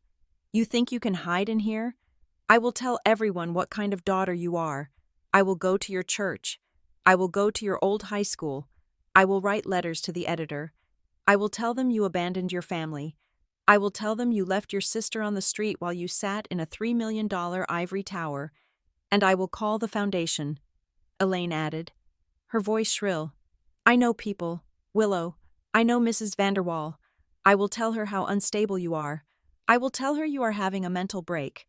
I will tell her you are a danger to yourself. How long do you think your fancy firm will keep you if the donors think you are crazy?" I watch them.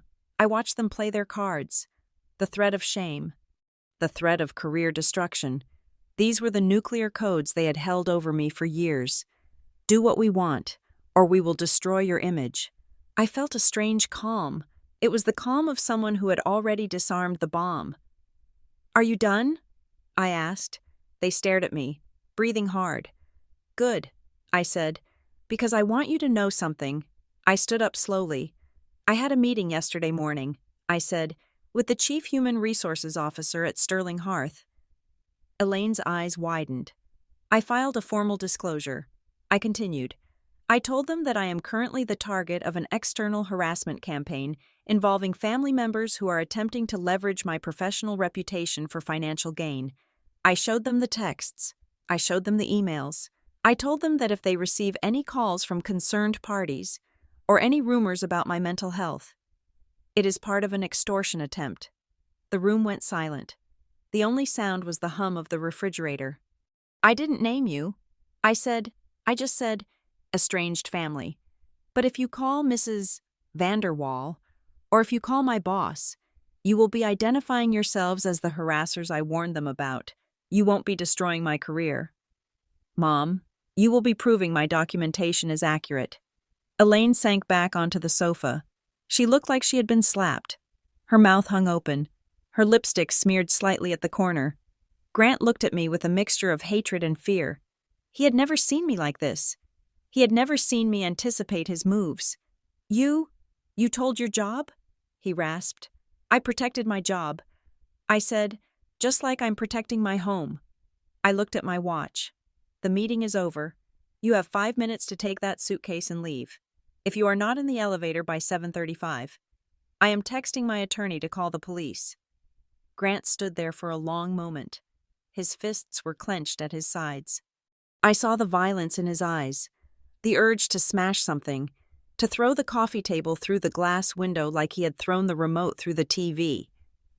But he looked at the camera in the corner of the ceiling, the one I had pointed out to the concierge, and he looked at me, standing calm and untouchable in my own space.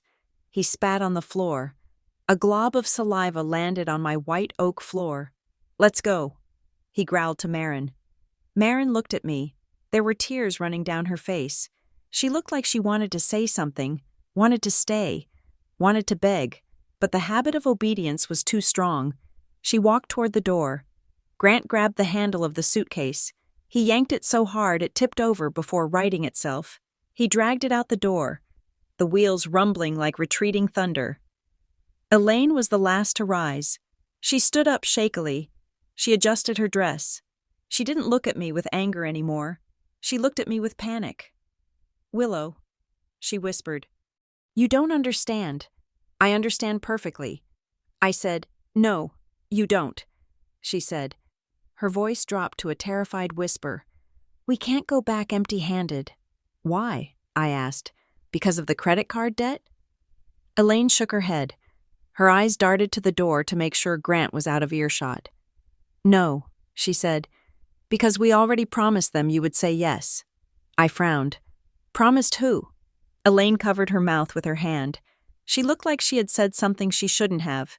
"Just, please, Willow, reconsider, for your father's sake." She turned and hurried out the door. I closed it. I locked the deadbolt. I locked the secondary latch. I stood there, staring at the spot of spit on the floor. We already promised them you would say yes. Not him, them, and not promised him we'd get in. Promised them you would say yes. A cold chill crawled up my spine. My parents were desperate. Yes, they were manipulative. Yes, but they were also incompetent. They were bad with money and bad with plans, but someone else wasn't. Someone else was expecting access to my home. Someone else had been promised a yes. I grabbed a paper towel and wiped the spit off the floor. I threw it in the trash. Then I went to my computer and opened the background check file Dana had sent me. I hadn't looked at the financial section in detail yet. I had been too focused on the identity misuse. I scrolled down to the section on my father's recent liabilities. There were the credit cards, the truck loan, and then, at the bottom, there was a lien, a recent one, filed against their house in Brookvale.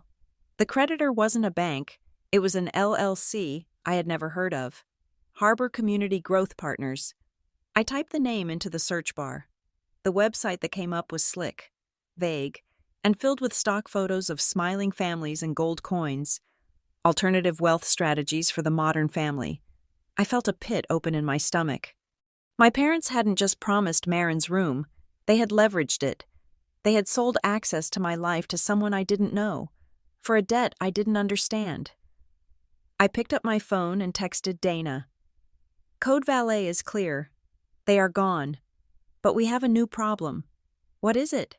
She replied. My parents aren't the generals.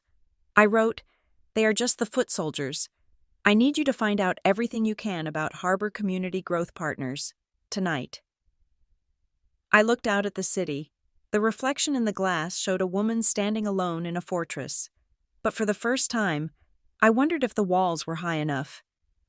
The logo for Harbor Community Growth Partners was a lighthouse beaming gold rays onto a generic suburban street.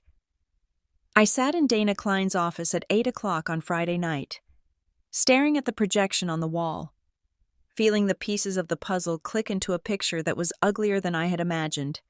It is an affinity group, Dana said, tapping her laser pointer against the screen. They target church networks and community centers in mid-sized towns. They sell what they call fractionalized private equity. I looked at the documents Dana had pulled. The prospectus was filled with buzzwords: legacy building, intergenerational wealth, sovereign asset management. It works like this, Dana explained. Your parents invest a lump sum.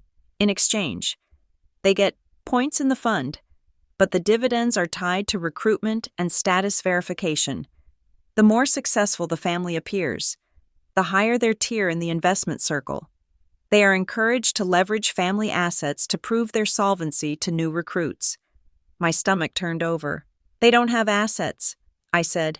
They have a mortgage they are underwater on and a truck with 200,000 miles. Dana looked at me with pity. They have you. Willow, you are the asset. I read the fine print on the recruitment pamphlet. Platinum tier members demonstrate family success through tangible luxury holdings. It all made sense.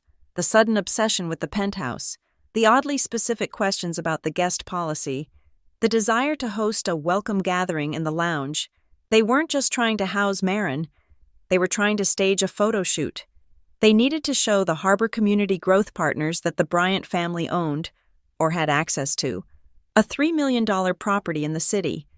They are using my home as collateral by proximity, I said, the realization tasting like ash in my mouth.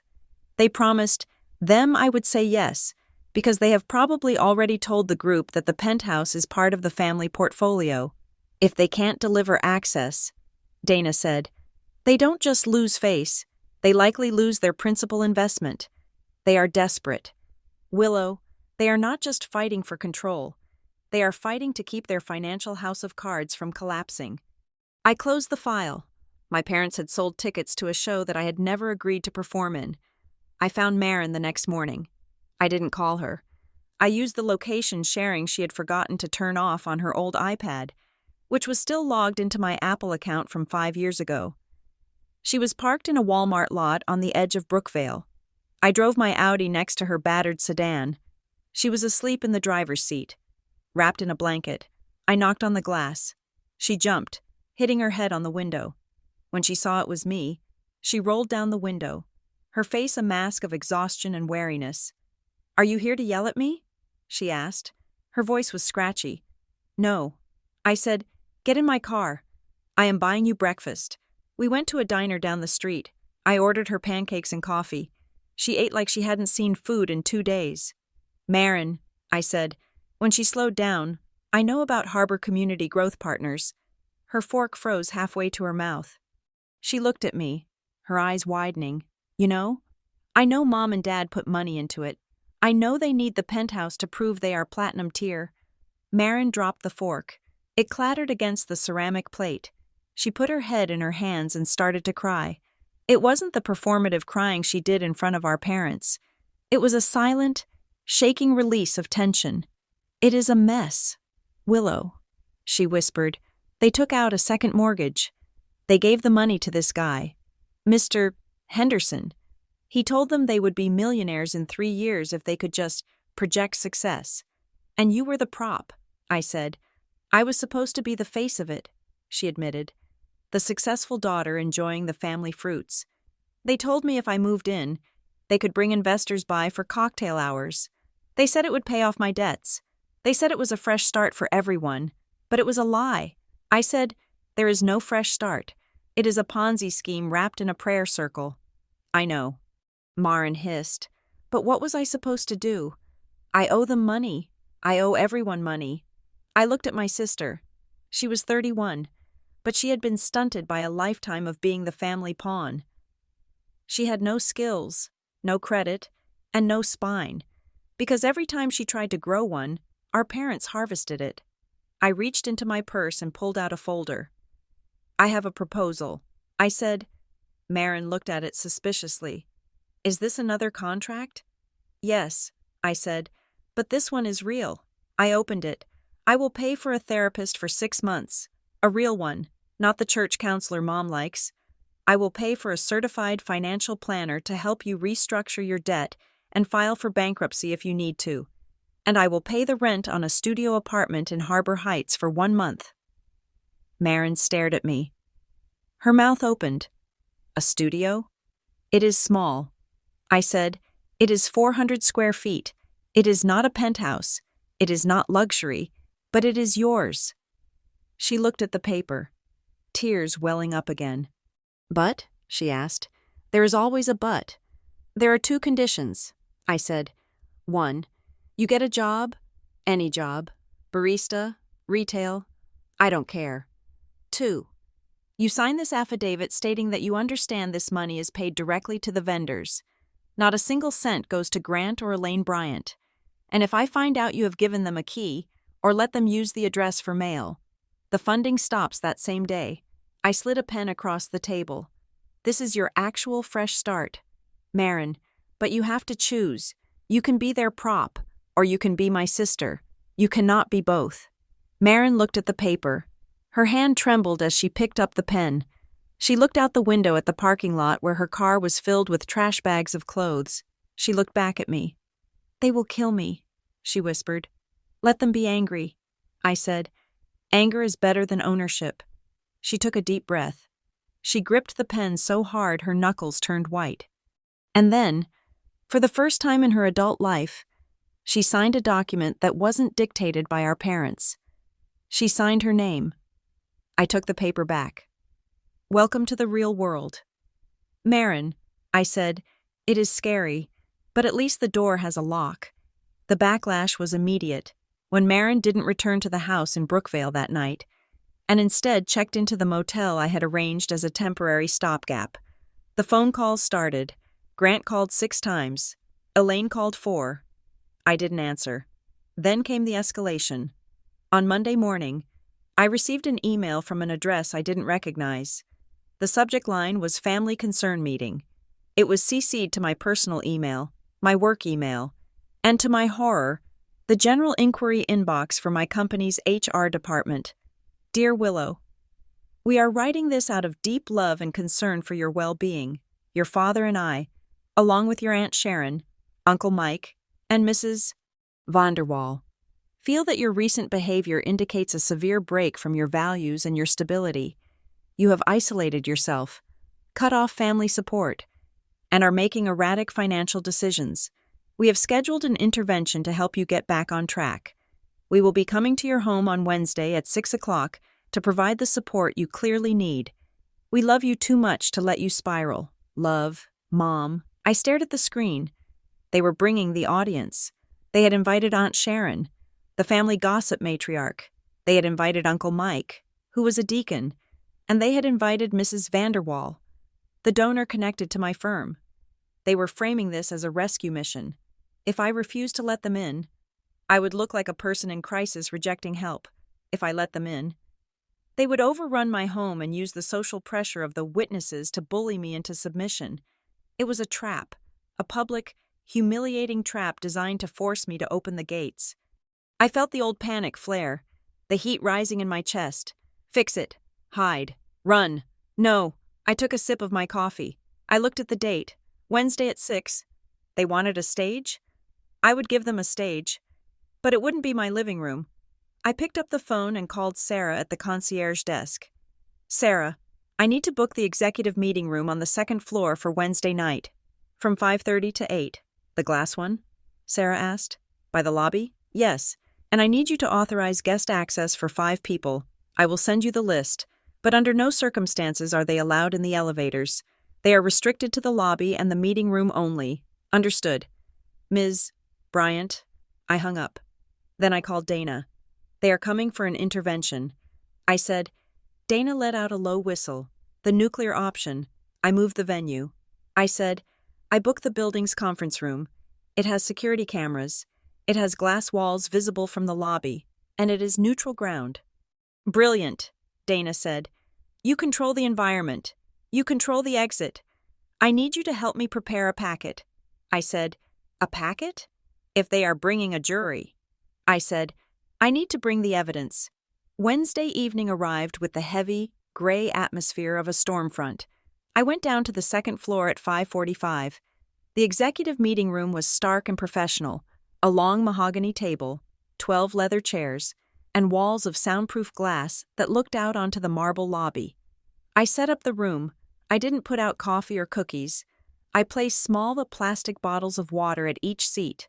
I placed a notepad and a pen at the head of the table, and at my seat, I placed a stack of black folders. At 6 o'clock, they arrived. I saw them through the glass. Grant was wearing a suit that was too large for him. Elaine was in black, looking like she was attending a funeral. Aunt Sharon and Uncle Mike looked grave and uncomfortable. And trailing behind them was Mrs. Vanderwall, a woman in pearls who looked like she would rather be anywhere else. They approached the concierge desk. Sarah stopped them. I saw Grant gesturing to the elevators. Sarah shook her head and pointed to the meeting room. Grant's face reddened, but he couldn't make a scene in front of Mrs. Vanderwall. He turned and led the group toward the glass room. I stood up as they entered. Willow, Elaine said, rushing forward with her arms out. Oh, honey. I stepped behind my chair. Hello, Mom. Hello, everyone. Please, take a seat. Elaine froze. The hug was rejected. She looked at the sterile room, the water bottles, the glass walls. This wasn't the cozy, emotional intervention she had pictured in my living room. This was a board meeting. Why are we down here? Aunt Sharon asked, looking around. We thought we were going to your apartment. My apartment is my home. I said, this is a meeting. Please, sit. They sat. They looked small in the big leather chairs. Grant took the seat at the opposite end of the table. He glared at me. This is ridiculous, he muttered. We are family. We shouldn't need a conference room. Mrs. Vanderwall cleared her throat. She looked at me with concern that masked a deep curiosity. Willow, dear, your mother asked us to come because, well, we are worried. We hear you have been under a lot of strain. I looked at Mrs. Vanderwall. Thank you for coming. Joan, I appreciate your time. I am happy to address any concerns. Elaine started to cry. It was instant, like a faucet. We just want you back. Willow, you have changed. You have become so cold. You cut us off. You threatened your father with the police. Who does that? We are afraid you are having a breakdown. Uncle Mike nodded solemnly. Pride goes before a fall. Willow, you have let this money harden your heart.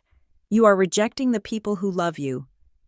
The accusations came fast, unstable, erratic, cruel, greedy.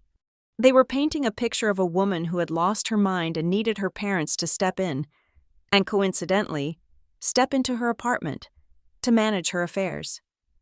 I let them speak. I sat with my hands folded on the table. I channeled the absolute stillness of a stone. When the room finally quieted down, leaving only the sound of Elaine's sniffling. I spoke. "Is that everything?" I asked.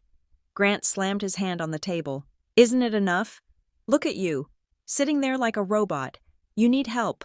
Willow, you need to let us in so we can take care of you." I opened the first black folder. "I appreciate your perspective," I said, "but I work in finance. We deal in documentation. So I would like to review the timeline of events that led to this meeting." I slid a paper across the table to Aunt Sharon. On October 4th, I visited Brookvale. I was told, not asked, that Marin was moving in. When I declined, I was verbally abused. I slid another paper to Uncle Mike. On October 5th, a woman impersonating my employee called this building's security team. She attempted to authorize a key fob for Marin Bryant. This is the transcript of the call log and the affidavit from the security director confirming the fraud. Uncle Mike looked at the paper. His eyebrows knitted together. "Fraud?" he whispered. I slid the next document to Mrs. Vanderwall. On October 7th, my mother began contacting my professional network, claiming I was having a mental health crisis. This was 2 days after I refused to give them a key. The correlation suggests the concern is punitive, not medical. Elaine gasped. "That is not true. I was worried." I ignored her. I picked up the heavy document, the photo of the contract Marin had signed, and finally, I said, sliding the photo into the center of the table, "On October 8th, my sister signed this." Grant lunged forward. "Do not look at that." But it was too late. Mrs. Vanderwall was already looking. Aunt Sharon was leaning in. I read Clause 5 aloud. "Borrower agrees to be present to facilitate lender's access to the property whenever requested." Regardless of Willow Bryant's presence or permission, the room went deadly silent. The air conditioning hummed. "This is a contract," I said, my voice cutting through the quiet. "It trades debt relief for unauthorized access to my home. It creates a legal obligation for my sister to violate my privacy." I looked at Aunt Sharon. "Does this look like a mental health crisis to you, Aunt Sharon? Or does it look like a planned invasion?" Sharon looked at Grant. Her face was pale. "Grant? Did you write this?" Grant's face was a mask of fury. "It is a standard loan agreement," he shouted. "You are twisting it. She is rewriting history." I pointed to Clause 9. "Obedience. Is obedience a standard loan term?" "Uncle Mike?" I asked. Uncle Mike looked at the paper, then at Grant. He looked sick. "Grant," he said softly, "this isn't right." "This isn't Christian. It is business," Grant yelled. Standing up, he was losing them. He could feel the audience slipping away, the moral high ground crumbling under his feet. "You don't understand the pressure we are under. We are trying to build something. We are trying to secure the family's future." "By selling my home?" I asked. "By selling tickets to my life to Harbor Community Growth Partners?" Grant froze. The color drained from his face. Elaine stopped crying instantly. Mrs. Vanderwall looked up sharply. "Harbor Community Growth Partners?" she asked. "The affinity group that was investigated by the state attorney general in Oregon last year?" Grant looked at Mrs. Vanderwall with horror. "No," he stammered. "It is a private equity firm. It is a pyramid scheme." "Grant," Mrs. Vanderwall said, her voice dropping to a frosty register. "My husband's firm advised against them. They prey on seniors." She looked at Elaine. "Is that why you wanted the lounge? To host a recruitment event?" Elaine opened her mouth, but no sound came out. She looked small. She looked caught. The room shifted, physically shifted. Aunt Sharon moved her chair slightly away from Elaine. Uncle Mike folded his arms and leaned back, distancing himself from Grant. They had come to shame a wayward daughter. They were now looking at two desperate people who had tried to con their own child. I stood up. "I am not unstable," I said calmly. "I am not having a breakdown. I am simply a woman who owns her own home and refuses to be used as bait for a scam." I looked at my parents. "There will be no intervention today. Marin is safe. She is in a studio apartment that I paid for. She is seeing a real financial counselor. She is breaking the cycle." I looked at the group. I have copies of this packet for everyone. You are welcome to keep them. Grant was shaking. He looked at the packet in the center of the table. He looked at the cameras in the corner of the room. He realized, finally, that he had walked into a kill box. You, he whispered, you think you are so smart. I am not smart. Dad, I said, I am just documented. Mrs. Vanderwall stood up. She picked up her purse. I think I have seen enough, she said. Elaine, I am very disappointed. Do not contact me again. She walked out of the glass room. Aunt Sharon stood up next. She looked at the loan agreement one last time. Obedience, she muttered, shaking her head. Lord have mercy. She walked out, taking Uncle Mike with her. It was just the three of us left. The glass walls reflected the empty lobby. Grant stared at me. His eyes were holes burned into a sheet. You ruined us, he said. No, I said. I just turned on the lights. Grant turned and walked out. He didn't wait for Elaine. He just walked, defeated and dangerous. Elaine sat there for a moment longer. She looked at the water bottle in front of her. She looked at me. We promised them, she whispered. We promised them the penthouse. Then you shouldn't have sold what you didn't own. I said. She stood up slowly. Like an old woman, she walked out of the room, trailing after Grant, leaving the black folders scattered on the mahogany table like ashes. I sat back in my chair. I took a sip of water. My hand was steady. The intervention was over. The jury had ruled, but as I watched them leave through the glass walls, I knew the war wasn't finished. Grant had lost his reputation, his investors, and his control. A man with nothing left to lose is the most dangerous thing in the world. He wouldn't come back with a lawsuit. He wouldn't come back with a guilt trip. He would come back to break something. I picked up my phone and texted Miller. The head of security, it is done, but keep the perimeter tight. Tonight is the dangerous part. The sun rose over Harbor Heights on Thursday morning with a deceptive calm.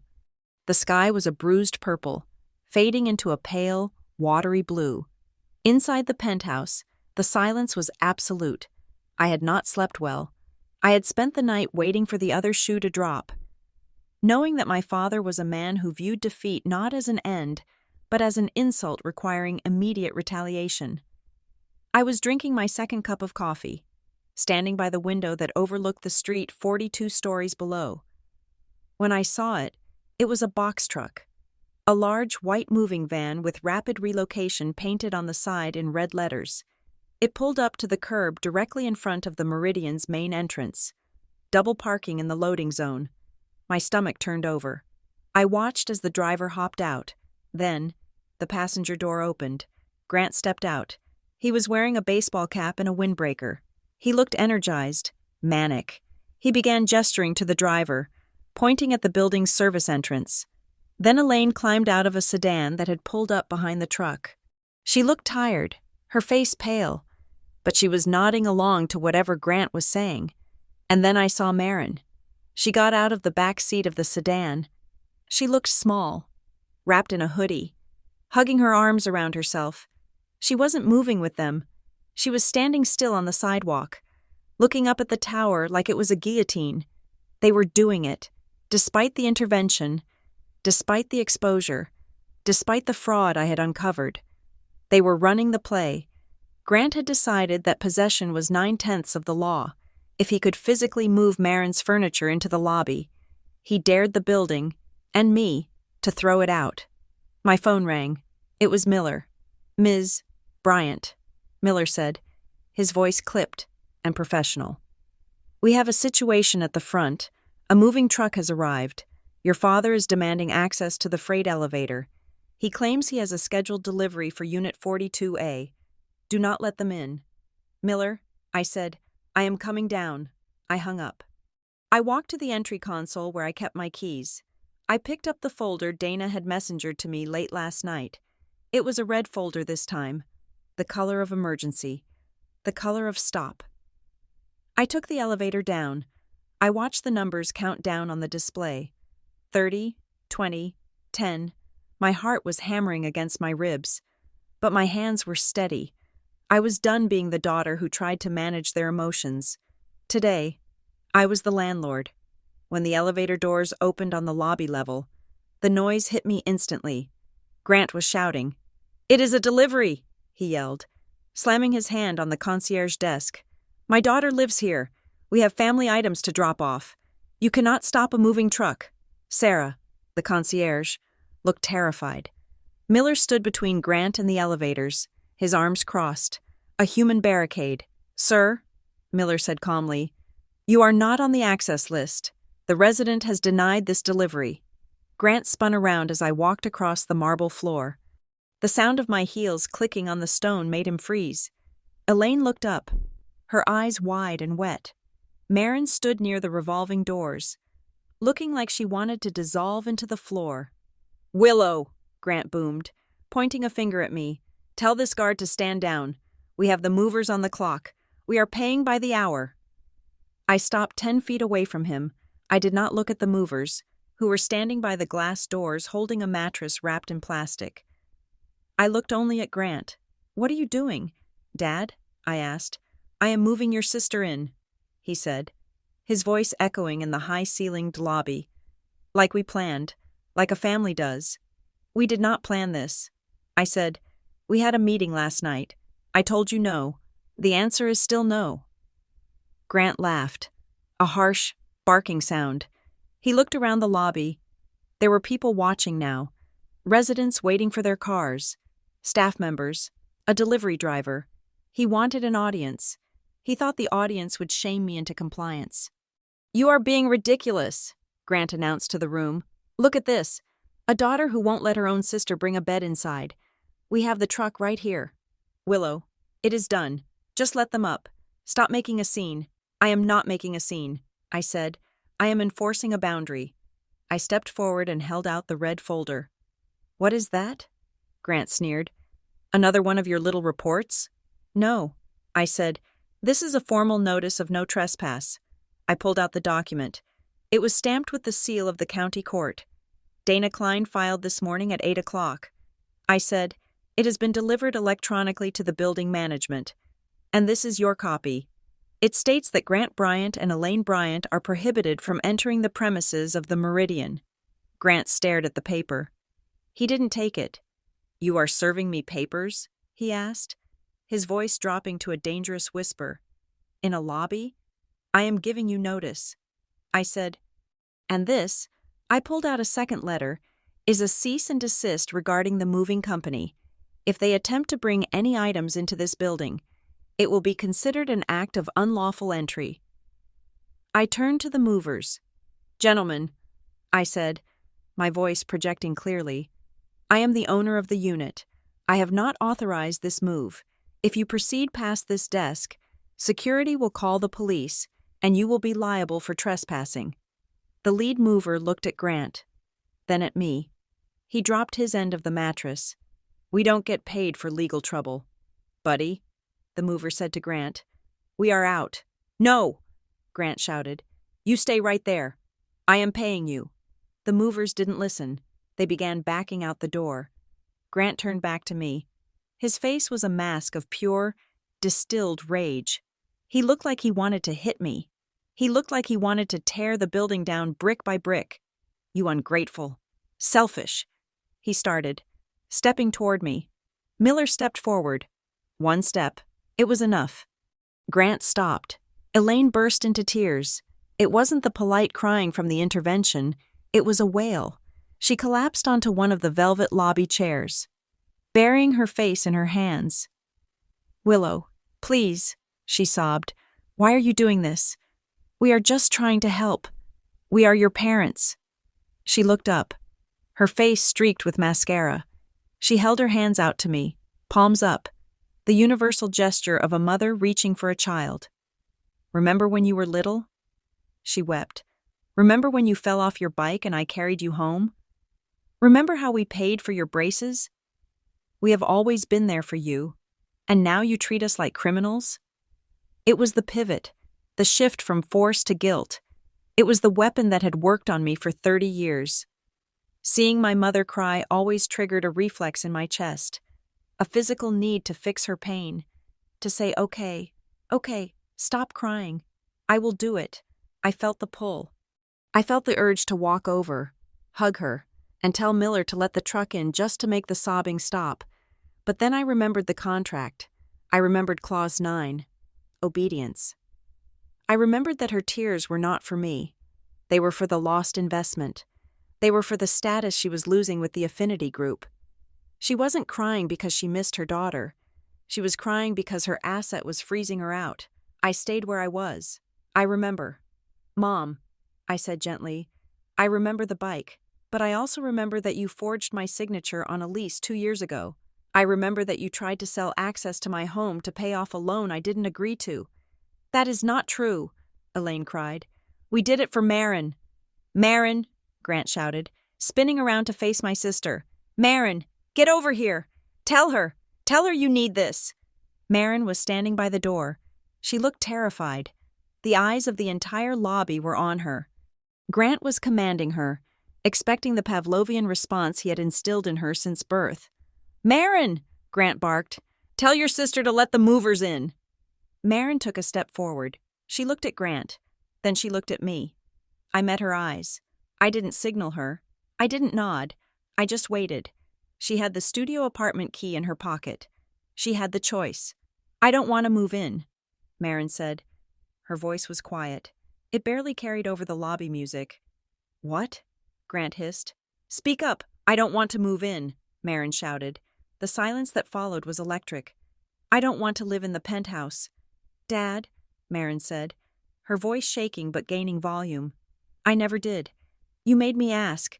You told me it was the only way you would help me with the credit cards. Grant looked like he had been shot. You shut your mouth. He snarled. No, Marin said. She was crying now, tears streaming down her face. But she didn't back down. She walked toward us, stopping a few feet from Elaine. I am tired, Mom. I am tired of lying. I am tired of pretending I am successful so you can look good to your friends. I don't want to be a platinum-tier family. I just want to pay my bills. She turned to the onlookers, the residents, the staff. They offered to pay off my debt if I got a key, Marin said, her voice cracking. That is the only reason I'm here. I am sorry. Willow, I felt used. It wasn't a heroic speech. It was messy. She was snot-nosed and shivering and shameful, but it was the truth. Grant's face turned a color I had never seen, a deep, bruised purple. The humiliation was total. He had tried to play the patriarch, and his own soldier had defected on the battlefield. You traitor, Grant whispered. He pointed a finger at Marin. After everything we did for you, we gave you a roof. We fed you. You are nothing without us. You are a loser. Marin, a loser with nothing. He was screaming now. He had forgotten the audience. He had forgotten the loving father script. He was exposing the machinery of the family hierarchy for everyone to see. A woman standing near the elevators, Mrs. Gable from the 5th floor, gasped. Miller shifted his weight, ready to intervene. I watched Grant scream at Marin, and I felt a final, severing snap in my chest. That is enough. I said. My voice was not loud, but it cut through his shouting like a blade. Grant turned to me, his chest heaving. You, he spat. You poisoned her. You bought her off with your fancy money. I didn't buy her. Dad, I gave her an exit. I walked forward until I was standing between Grant and Marin. I was shielding her. You want to know what I have done? I asked. You think I just changed the locks? I held up the red folder. I didn't just protect a home. Grant, I built a mirror. I opened the folder and pulled out the summary sheet. I have notified the 3 major credit bureaus that any attempt to open an account in my name by a third party is an act of identity theft. I have notified the Human Resources Department at Sterling and Hearth that I am the target of a familial extortion scheme, meaning your calls to my boss will go directly to legal. I have placed my deed in a blind trust so you cannot use this address for your status verification. Grant stared at me. He looked unmoored. He couldn't comprehend the scale of it. You went to HR? Yes, I said, and I have filed this no trespass directive with the police precinct. If you come back here, if you send a truck, If you try to intimidate Marin, you will be arrested. I took a breath. The lobby was dead silent. I have spent my whole life trying to be good enough to keep you happy. I said, I thought if I was successful enough, you would stop taking from me. But success just made you hungrier. You don't want a daughter. You want a resource. And I am closed for business. Elaine looked up from the chair. She looked old. The manipulation had failed. The guilt had failed. Willow, she whispered. We are your family. You are destroying the family. No. I said. I looked at her, and for the first time, I didn't see the mother who bandaged my knees. I saw a woman who had signed a contract trading her daughter for a higher tier in a pyramid scheme. I am ending the pattern. I said. I looked at Grant. I am willing to help you. I said. Grant's head snapped up. Hope flared in his eyes. The greedy, desperate hope of an addict. You will help? He asked. Yes, I said. But not with money, and not with access. I pulled a business card out of the folder. This is the number for a non-profit credit counseling agency in Brookvale. They are excellent. They will help you negotiate with your creditors. They will help you unwind the second mortgage. I pulled out a second card. And this is the number for a family mediator. If you want to speak to me, or to Marin, you call him. We will meet in his office. We will not meet at your house. We will not meet here. We will meet with a third party present to ensure there is no yelling and no coercion. I held the cards out to him. This is the offer. Dad, transparency, professional help, and boundaries. Grant looked at the cards. He looked at them like I was handing him a disease. I don't need a counselor, he sneered. I need cash. I need you to sign the guarantor form. Then I cannot help you. I said. I dropped the cards on the concierge desk next to him. Grant looked at the cards, then at me. He realized there was no check coming. There was no key. There was only the hard, cold reality of his own choices. You owe me, he snarled. I raised you. You raised me to be independent. I said, and now I am. I turned to Miller. Please escort Mr. Bryant and Mrs. Bryant off the property. Marin is staying with me until her cab arrives. Miller nodded. He stepped toward Grant. Sir, it is time to go. Grant looked at me one last time. It was a look of pure hatred. He didn't see a daughter. He saw a broken ATM. Let's go. Elaine, he barked. He didn't help her up. He turned and stormed out the revolving doors, pushing past the confused movers who were still waiting on the sidewalk. Elaine stood up. She looked at me, her eyes searching for a crack in the armor. Willow, she said softly, you will be so lonely up there. I looked at her. Maybe, I said, but I will be safe. She shook her head, clutching her purse, and walked out after Grant. She didn't look back at Marin. I stood in the lobby as the automatic doors slid shut behind them. The silence returned, but it wasn't heavy anymore. It was clear. I turned to Marin. She was wiping her eyes with her sleeve. Are you okay? I asked. No, she sniffed. That was awful. Yes, I said. It was. She looked at me. Did you mean it? About the mediator? Yes. I said, if they want to talk, they can talk to a professional. I am done being the referee. Marin nodded. She looked out the glass doors at the street, where the white truck was finally pulling away. I am going to the studio, she said. I have a job interview at 2:00. It is just a coffee shop. But it is a start, I said. I watched her walk out. She looked terrified, but she was walking under her own power. I turned back to the elevators. Sarah and Miller were watching me. I am sorry about the disruption. I said. Miller smiled. It was a genuine smile. No disruption. Ms. Bryant, just a delivery we refused. I rode the elevator up to the 42nd floor. I walked into my penthouse. The morning sun was flooding the room now, turning the white oak floors to gold. I walked to the center of the room. It was empty. It was quiet. Elaine was right. It was lonely. There was no noise, no chaos, no frantic demands.